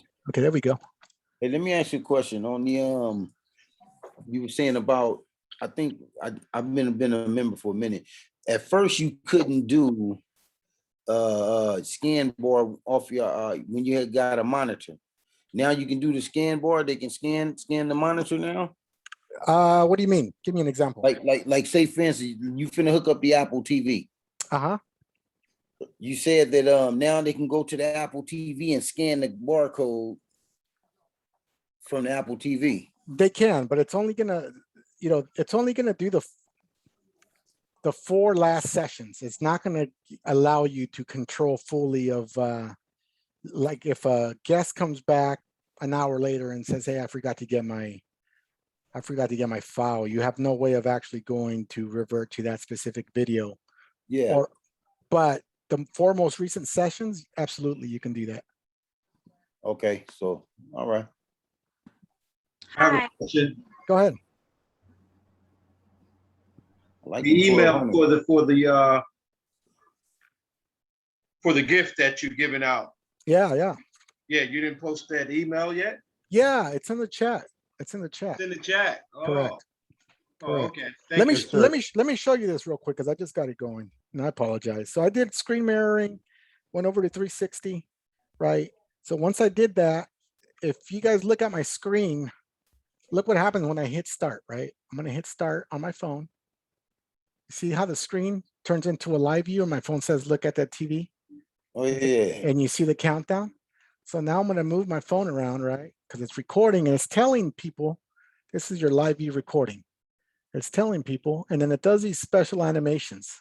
That's how the screen mirroring works. And it gives you prompts, adding slow motion, applying features, applying whatever it is the next step is. Ultimately is going to apply the animated overlay that I'm giving you guys. It's going to apply the music. And again, it's a lot faster without the animated overlay. I'm giving you this as practice so you guys can practice and make sure you guys are able to load them on the spot. There's a lot of animators in the group that do professional animations, and you can do a lot with Touchpix. It just really depends on your comfort level and where you're at with feeling confident with the technology, but you're able to do a lot. I just I went through a quick little troubleshoot right now with the screen mirroring. The restart of the phone fixed it, but it could have been because I was using this phone to screen mirror onto you guys on Zoom, and it looked like the Zoom camera didn't let it go. But this is how it's going to look on the TV, right?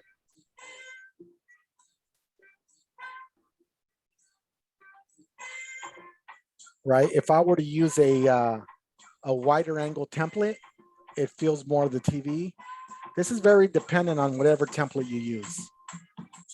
So that's how it'll look. This is a promo video added.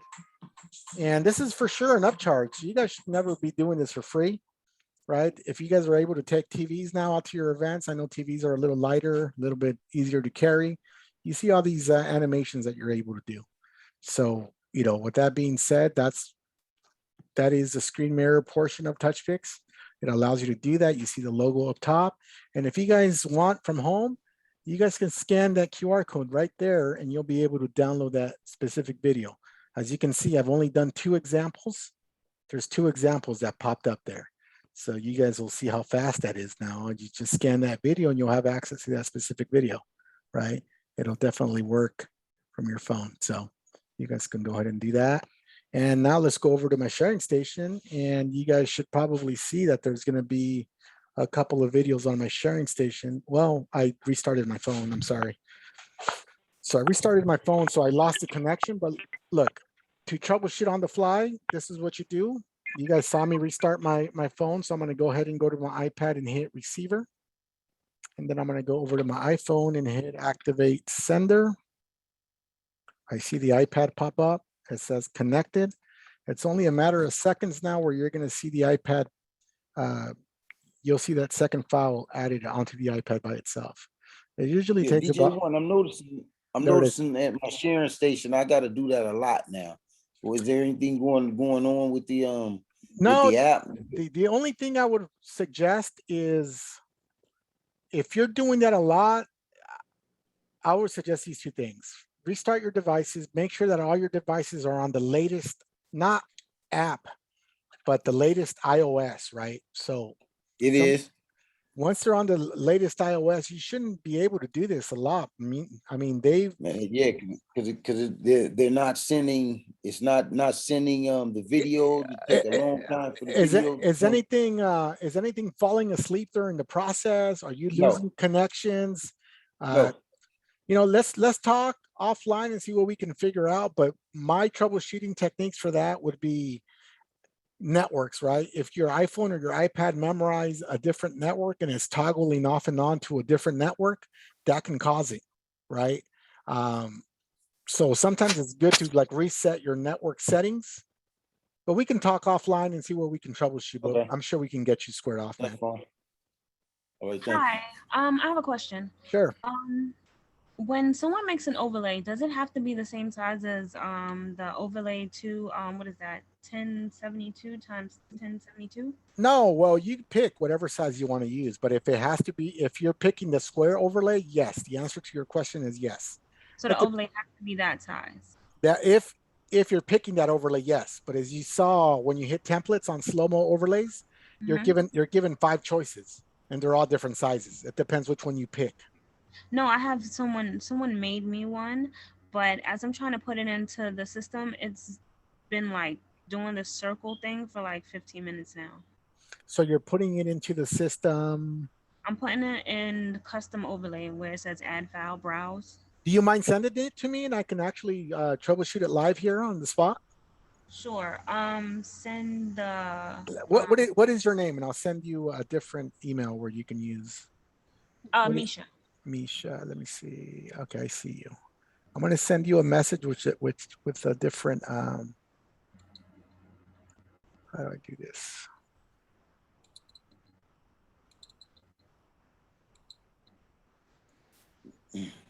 Okay, let me see.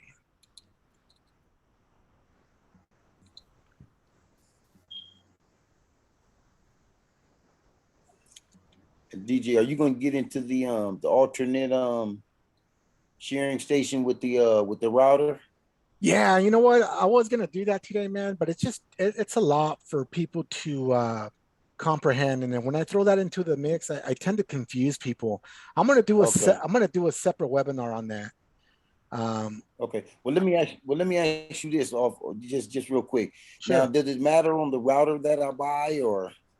Yeah, actually, I'd recommend you buy the TP-Link router. The model is AX3000.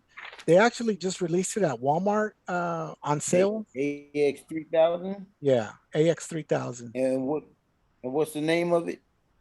It's called TP-Link. What brand? TP-Link. TP-Link? Yeah, correct.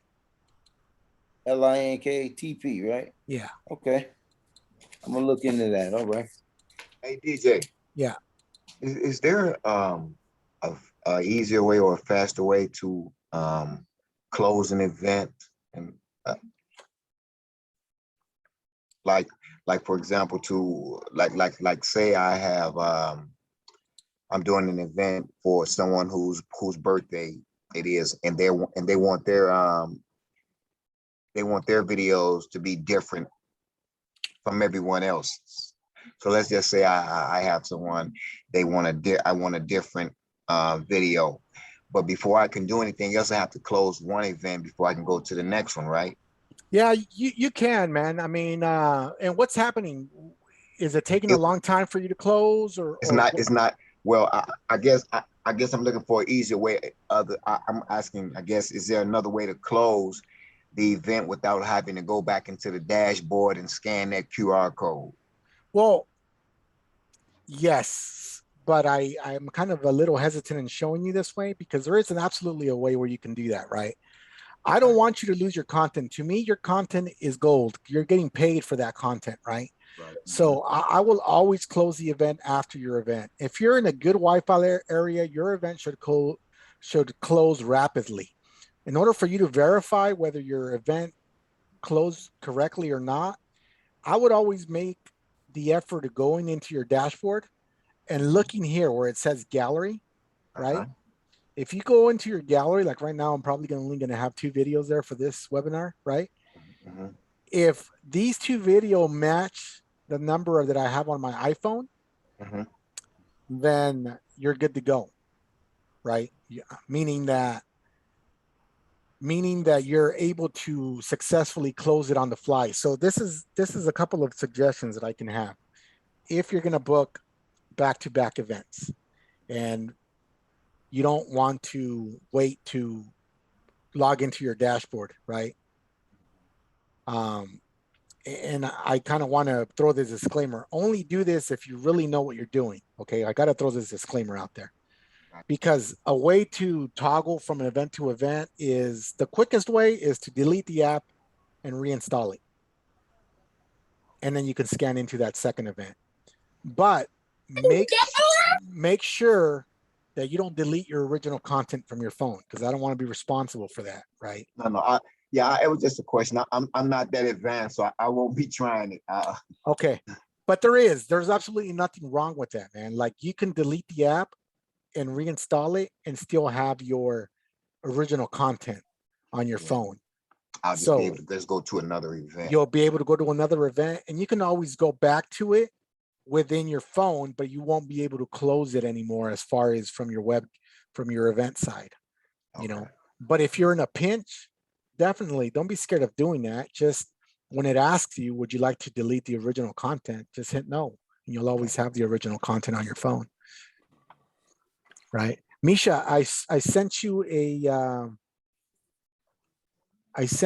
a private message. Send me the email. Let me know when you sent it to my email, and then I'll do a live demo on your artwork to see if I could get that fixed for you. Okay. You sent it to my email? No, I sent it private message on Zoom. So check your chat. Oh, okay. I have a question. Sure. You go. Okay. My question is, I'm new to the 360. If I use a phone for my photo booth and get a iPad for a sharing station, do I have to have service for both of them, or can I just use it off Wi-Fi?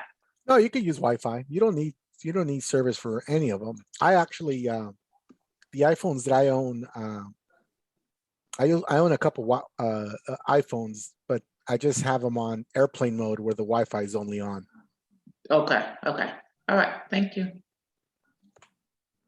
My question today was it's kind of to get the overlay.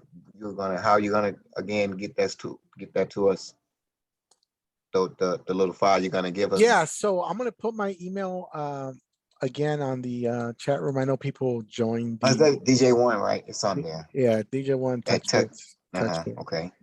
That's the one. So we just shoot you an email. Shoot me an email. I typically try to respond same night, but today's been kind of a long day for me. So you'll get it by tomorrow. I'm in the West Coast. You'll get it by tomorrow, man. Okay, not a problem. I want to try to address everybody's question. Is the video from the email address associated with the Touchpix account? What do you mean by that, Swan?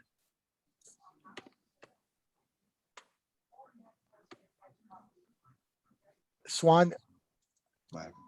Somebody on here named Swan. They asked me a question privately, but I'm just trying to get oh, you can't unmute. Man, I don't understand what's happening with that.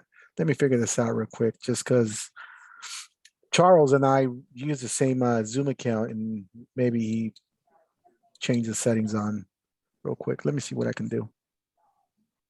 Okay. Are you able to unmute now? You hear me now? Okay. Yeah. Sorry. Go ahead. Okay, so my question was, with regards to the video, once you've recorded the customer on the platform, you have it at the sharing station or on the phone, and you want to send it by email.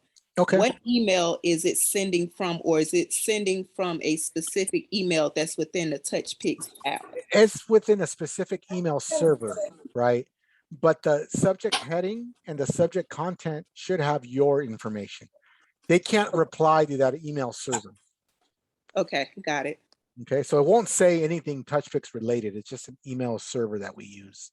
I was just making sure it was not sending from an email address that's on my phone or an email address that's on my iPad. Yeah, no, it's not. It's not. Okay, got it. Thank you. I have a question. Sure. So if you're using the TV as a sharing station, you said it'll only play the last 4 videos. Correct. So can they grab the other videos from the iPad at that point, or they just have to grab it as soon as they get off? Yeah. So look, the sharing station, live view sharing station QR code, it's more of a, I'm not going to call it a gimmick because it's a cool feature, but it's more of a, it enhances the event visually, right? It creates it creates the wow factor for people. The fact that people can be at their tables, if you're doing it on a projector or a big TV, and scan that content to get that video, I think it's a pretty cool way of sharing quickly. But if you're going to set up a sharing station, they can always revert back to the sharing station. Got you. And do you have to, so how you recorded one and then it was on the sharing station, pretty much when you're going to test and get everything set up, you need to record like a test one so it'll already be kind of rolling? No, the test one is only, the test one, I would always recommend testing because, you know, the thing that I want people to get out of the habit of doing, and me working the tech support side of things as well, I see a lot of people not preparing enough. I see people showing up to events and like putting an event together on the spot, which not only puts them under pressure, when they're calling tech support, they're super elevated because they can't figure out what's going on, right? And it puts everybody kind of in a bad situation. That shouldn't be the way you're practicing stuff. So when you're practicing stuff, I'm always going to recommend practice from the comfort of your home. Do it ahead of time, right? Look, you guys are able to see this right now, correct? My screen, right? Yes. So let me make sure you guys are able to see that screen. Okay, here we go. You guys are able to see my screen. So I'm going to go back to my events. And for example, if I'm going into this specific event and I'm going into the gallery, right? And I'm seeing that my videos are in the gallery and they're coming out great, but I don't want these videos to come out while I'm at the event. What you can do from here is select these and just delete them. And there'll be nothing in that gallery anymore, right? So when you're going to the event, you already have that confidence like, okay, I tried it at home. My public gallery is working. Everything is working great. So now I want to start from scratch, delete these videos, and you'll be good. Furthermore, I'm going to show you guys this last way of sharing, which I think is also a good way of learning. Once you create one test event, you're going to get this public URL. You're not going to get this without doing the public URL, right? So once you hit public URL, what this does essentially is it takes you over to your individualized web link for that specific event. This way of sharing is also pretty convenient, but also in the sense, check with the people that are paying you for the event because you're going to be sharing the entire gallery and some people are not fond of that. So what you can do is when you hit public URL, you're given this specific web address. What you want to do is right click and hit copy. Once you hit copy, you can go to a website. I always have it bookmarked here. It's called QR Code Monkey, right? That URL that I copied, I'm going to paste it in here, right? I'm going to go ahead and paste it. Furthermore, I want to customize it a little bit more, right? So I'm going to add a logo to that. And I'm going to add a logo. I'm going to just use this Instagram logo or let me just use this CHS logo, right? Just to brand it. And then I'm going to create a QR code. So what I want you guys to do right now is check this out. Essentially, I use that link to create a QR code, right? And this is what I want you guys to do. Let me download that real quick. Sometimes what I do is I'll just take a QR code like this. I'll print it out and I'll put it in a nice picture frame and I'll take it to my event. Now, you guys that are at home, I want you guys to scan this QR code right here and tell me what content you guys are receiving. This is a quick and easy way to share without a sharing station, but you do need good internet connection for this to work, right? If you guys were to scan this QR code, it'll take me straight to that specific web gallery. And any videos that I do moving forward, you'll have access to because it's going to take you to that specific gallery. So essentially, you can put this on a table and have people scan this all night, whether your videos are there or your videos will get uploaded 20 minutes from that time because your internet's slow. As long as they have access to that gallery, they'll have their content. Again, I want to throw the disclaimer, check with the person paying you for the event because they may not want everybody to get access to those videos. I always kind of defer to the person that's paying you for your services. But this is kind of a creative way of making sure that you're sharing content. And with this method, you don't even need a sharing station. You just need to have a picture out there of a QR code, and that's it. Does that make sense to a lot of you? The link you used for this was the public gallery link, right? Correct. Correct. Okay.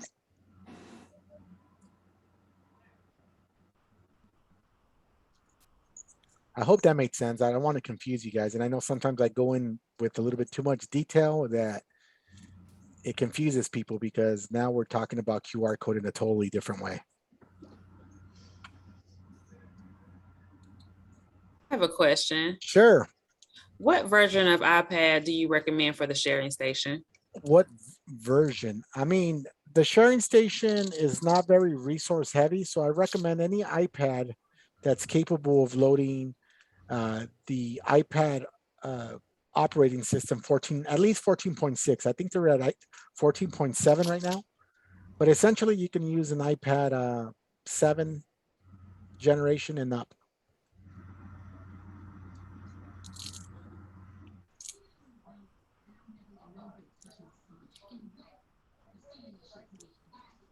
Anybody else have questions? Misha, were you able to send that file my way or no? Yes, I emailed it to you. Okay, let me stop the screen share and open up that file. You don't mind if I help you with that file live, right? It doesn't have anything to. No, that's fine. Okay. Just wanted to ask because I don't want. We'll dissect what's going on with that file real quick, and I'll make it load. Okay, I see what's wrong already.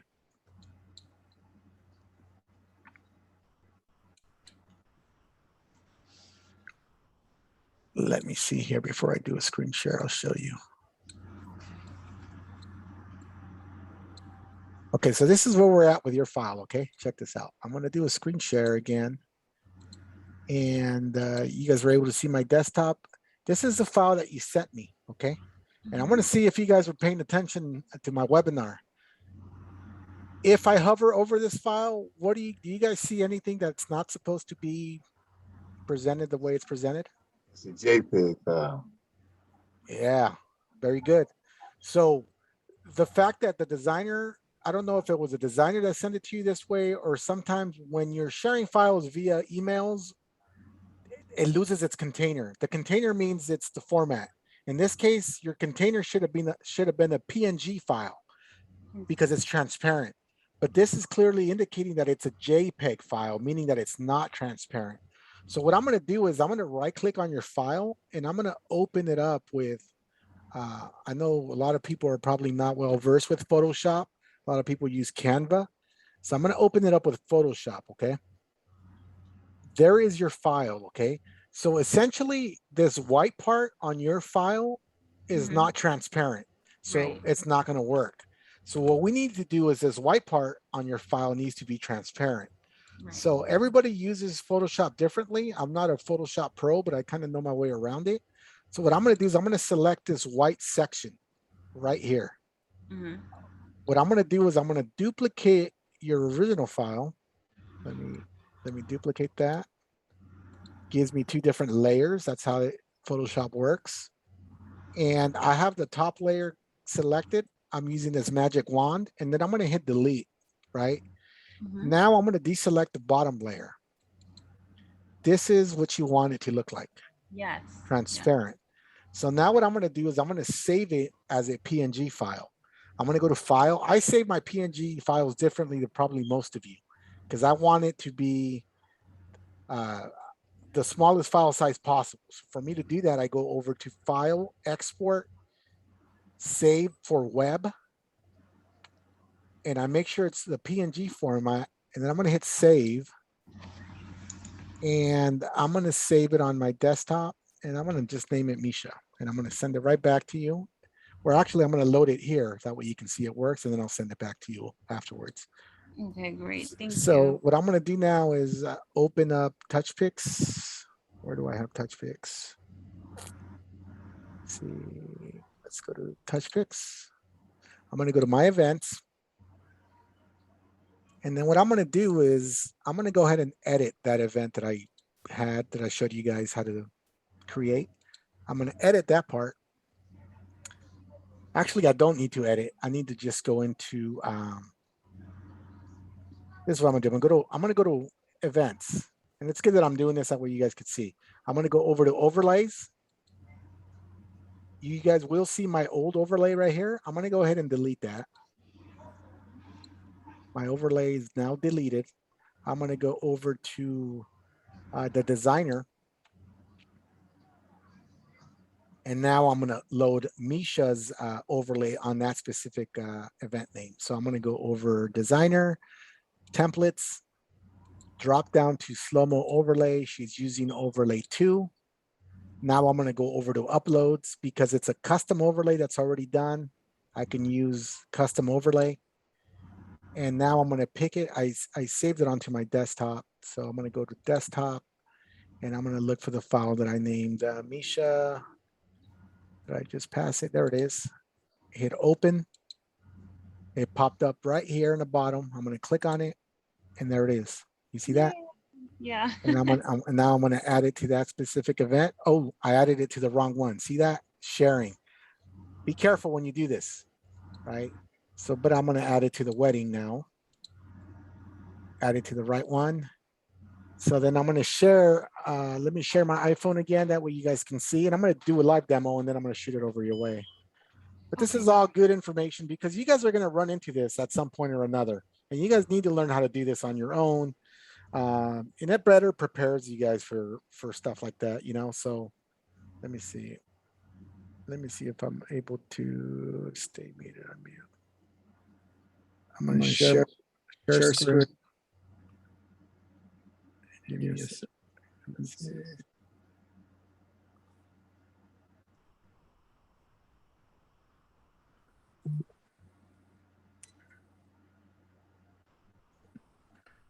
Let me see.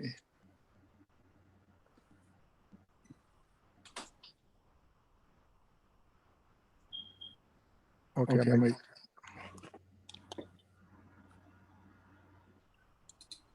you guys are still able to hear me, correct? Yes.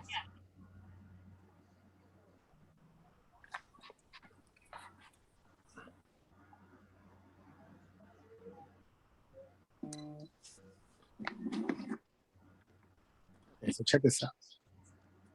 I'm going to go over to Touchpix and it's going to refresh the event by itself, or it should. I'm going to hit refresh event.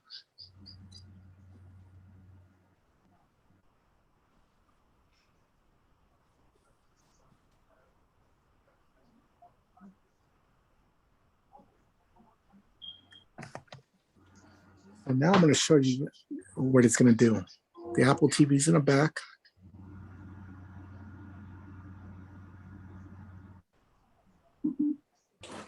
You see me overlaying on the TV. That looks pretty cool, Misha. Props to you.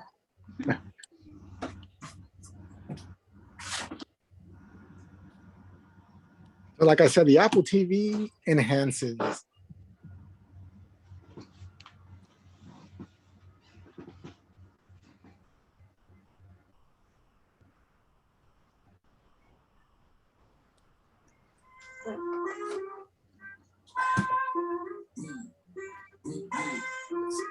So it's processing, and then it's going to come over to the sharing station shortly.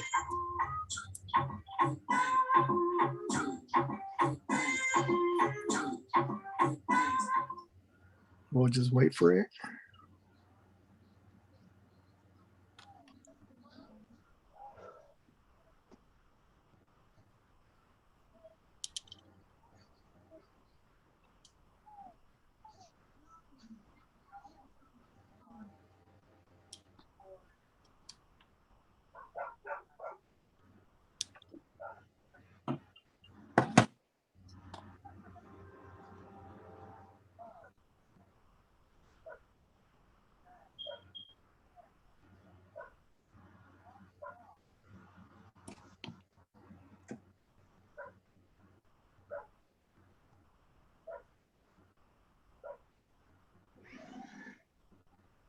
Should have came in by now. Are you guys getting that feedback as well?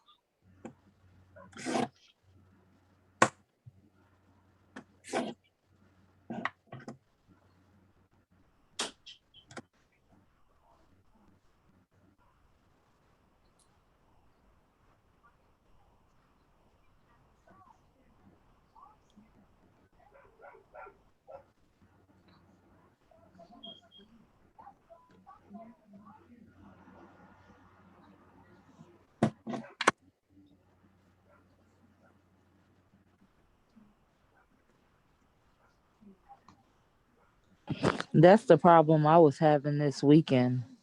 It's When super I weird did right the now. two folders, some videos was going to one folder and some was going to the other folder. What do you mean by other folder? Like when I went back, I mean the gallery. Like when I went back on my computer just to see and check the event galleries, I had photos in both galleries, different photos. Well, if you had different galleries, that means it's different events. But it popped up. It just took a little delay.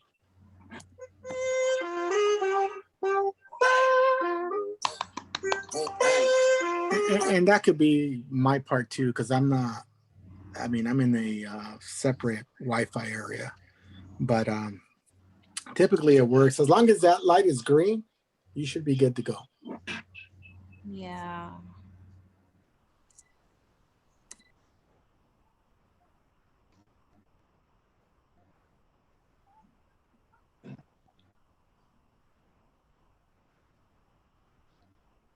Okay, I just unmuted my mic from the other device. Yeah, if the light's green, you should be good to go. It just took a little while on my end, but it could be where I'm located currently. You know, it shouldn't technically take longer than 30 seconds. In this case, it seemed like it took a little longer than that. But just always check your internet. Check your internet speeds. Your upload speeds are pretty crucial in these types of scenarios. I have time to take a couple extra questions before I end the call tonight.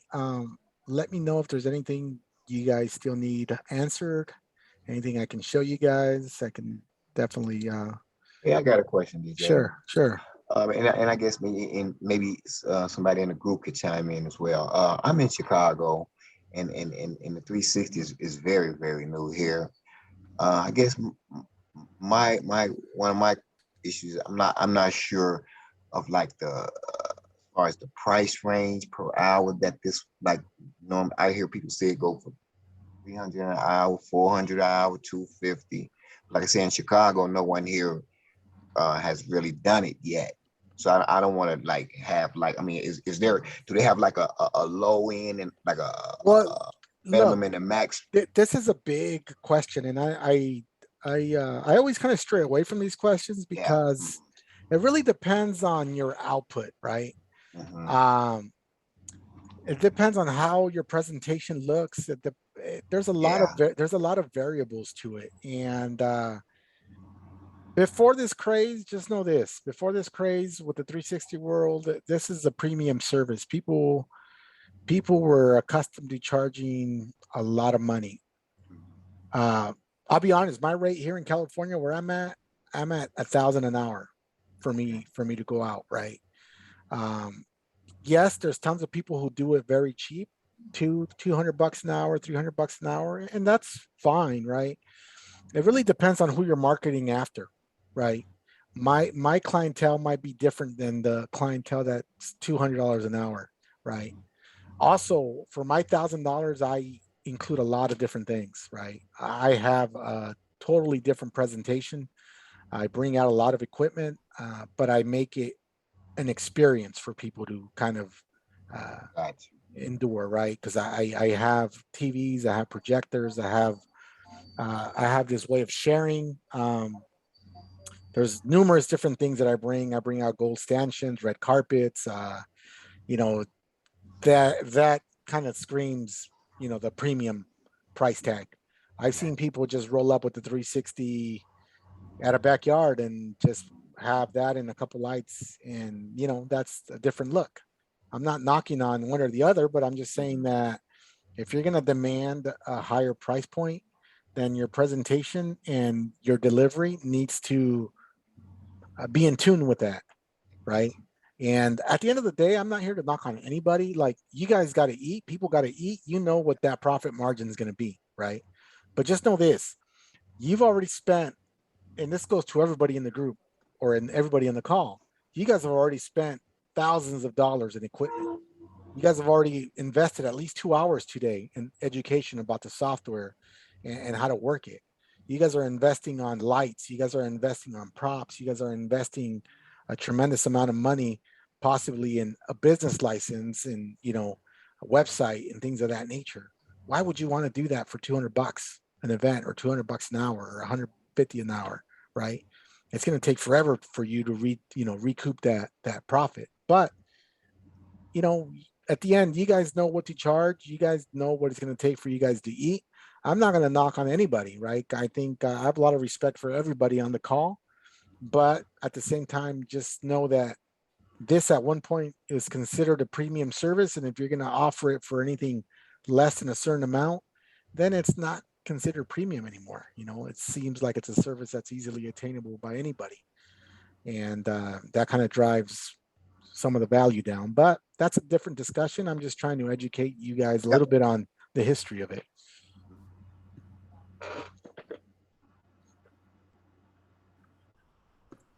Any other questions?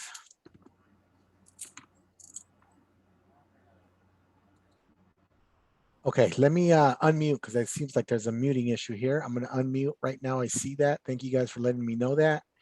And let me see what I can do on my chat bar. Let me see. Give me one quick second here and I'll unmute. Okay, you guys can unmute now? Yes, Yes, ScanPix. I'm Give me unmuted. an Yes, update I on have ScanPix. Okay. My question is, if I have 2 events in one day, do I have to close out my first event before I start the new event? Correct, you do. Okay. I just wanted to How confirm that. Thank you Okay. so how much. do you Okay. close it? Yeah, you How do you close the event? you hit scan on the actual app. Well, you see the app when you open up Touchpix app, that little 3-line icon where the settings are. There's a tab that says close event, and you scan the original QR code that you use to load the event.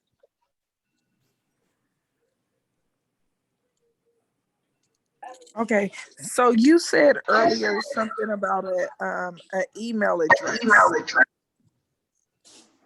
Okay. Like the email address should be an iCloud email address that's hooked up to the Touchpix. No. I said earlier that when you buy your subscription through Touchpix, make sure it's associated to your Apple ID email address, because that's how Touchpix keeps tabs of your subscription. Okay. Yeah, could you give me an update on ScanPix? Yeah, update? so there is a new update with ScanPix. I'm waiting for the developer to give us the green light to release it. And you know, ScanPix has changed a little bit in the sense of the way give me a second, I have to mute. Yeah, so ScanPix has changed in the sense of the way it's loaded. If you have an active mic and you're not speaking, please mute it, because I'm picking up a lot of feedback. Yeah, so I'm just waiting on the developer. It's ready to go. I think I'm going to be doing a separate webinar on ScanPix by itself. I tried to do one last Sunday, but I was hit with a power outage, and I was kind of, you know, I took a hit 45 minutes into the call. So I need to plan another ScanPix webinar by itself. I want to touch on that for sure, because I do think ScanPix is a great tool that's going to save everybody a lot of money. You guys don't have to spend money on wireless hotspots. If you guys spend a little bit more on the front end, get that router TP-Link AX3000 and buy yourself a 2-in-1 laptop.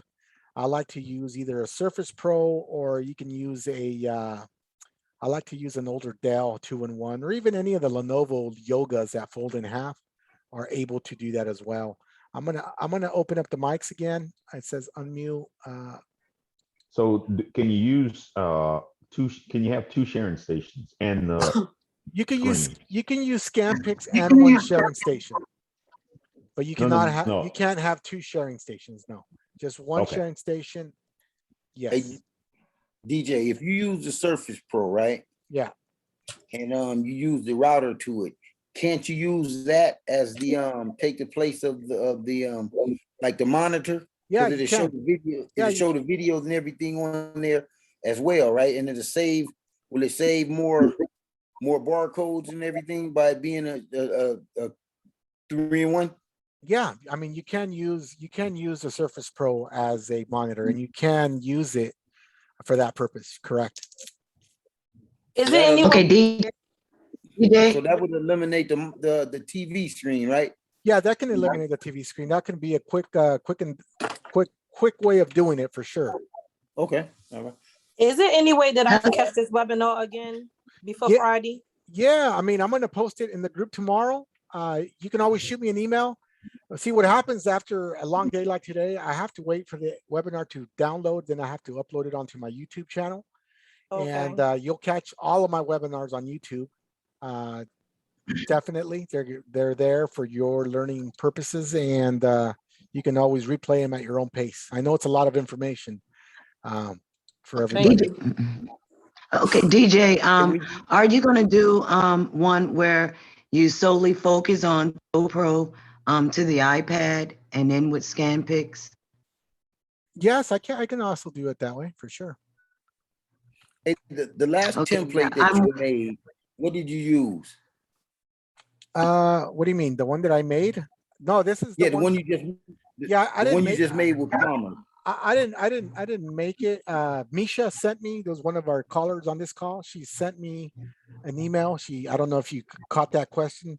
She had somebody design it for her, and it wasn't working for her. So I asked her if I could troubleshoot it live. That way, everybody can see what the issue was.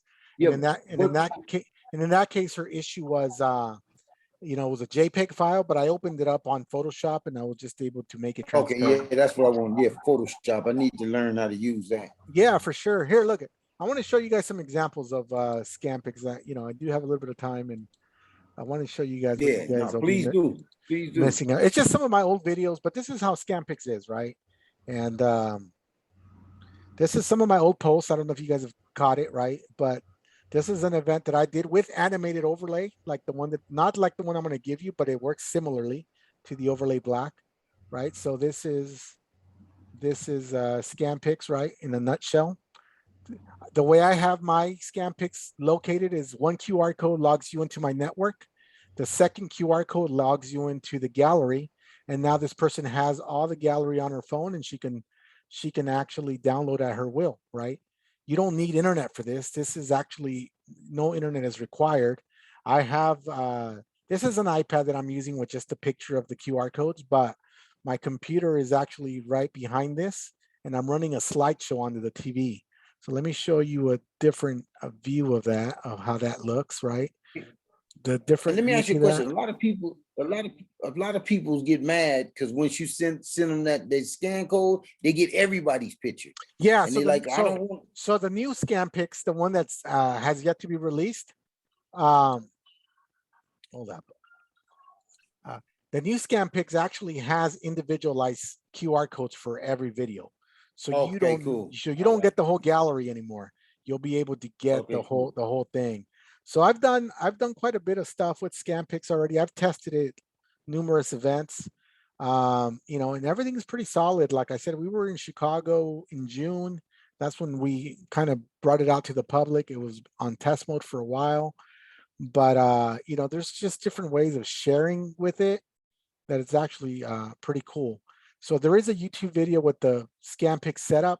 I'm not going to direct people in that direction because it's going to change soon with the new release. It's a lot faster. It's a lot smoother. Capabilities for slideshows are great.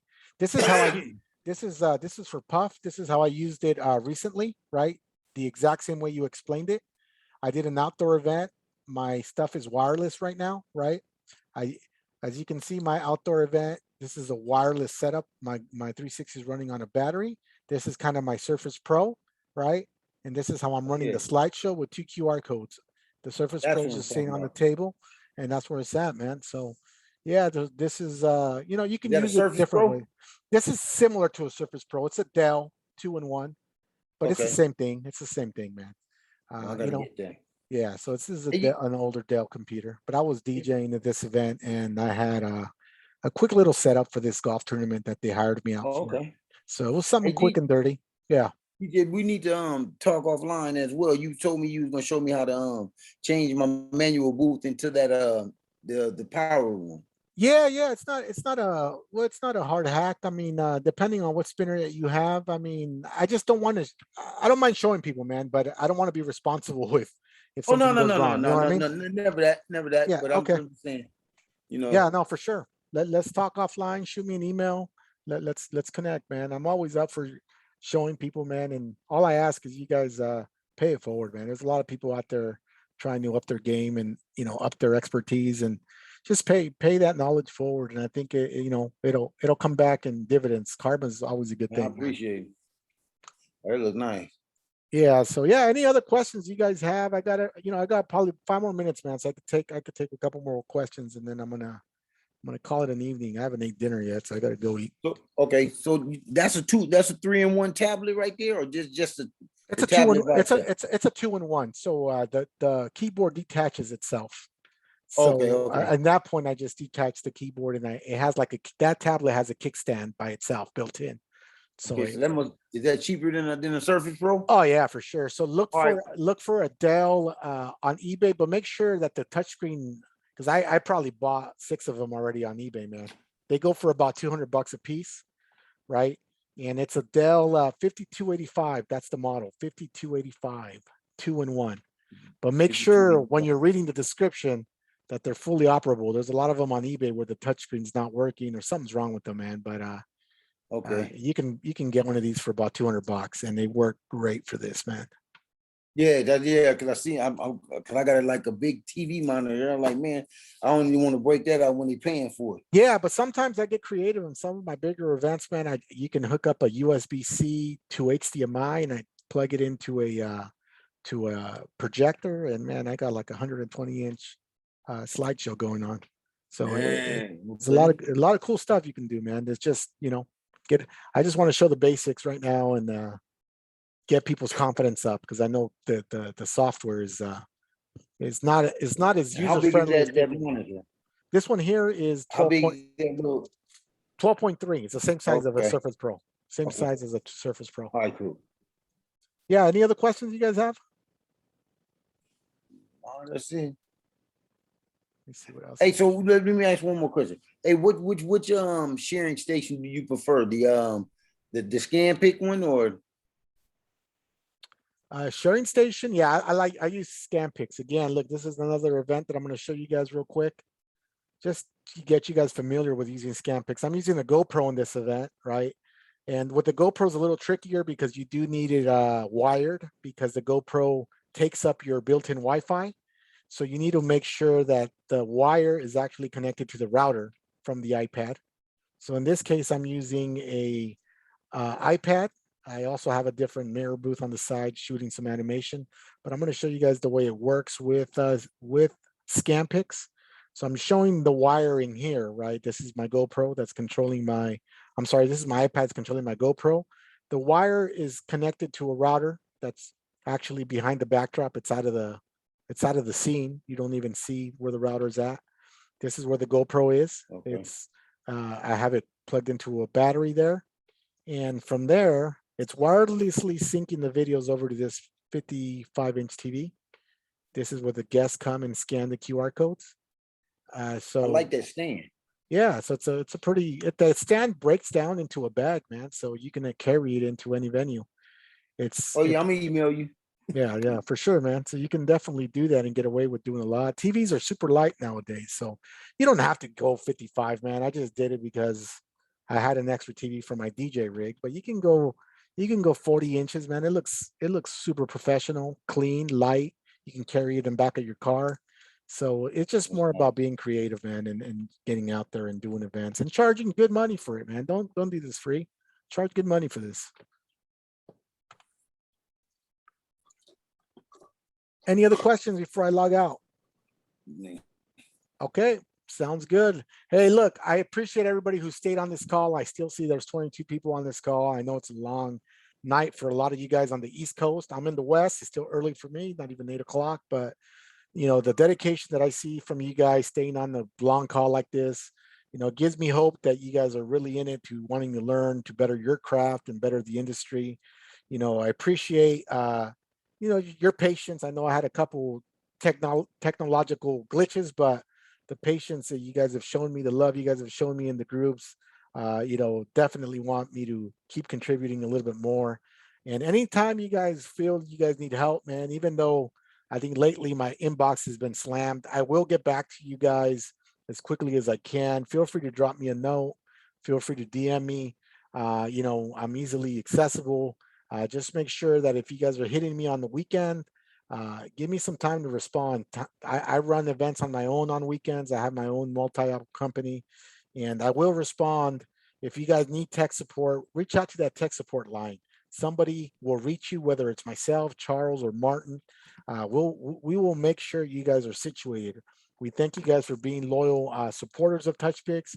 We just want to make this app better, and the best way to do that is to make sure that you guys are equipped with the proper tools and training to be able to execute your jobs, man. At the end of the day, we're here to make money. We're all here to make money. Go get that money. If I can help, reach out. Thank you guys. Appreciate you guys. And I'll leave it with that. I'm out.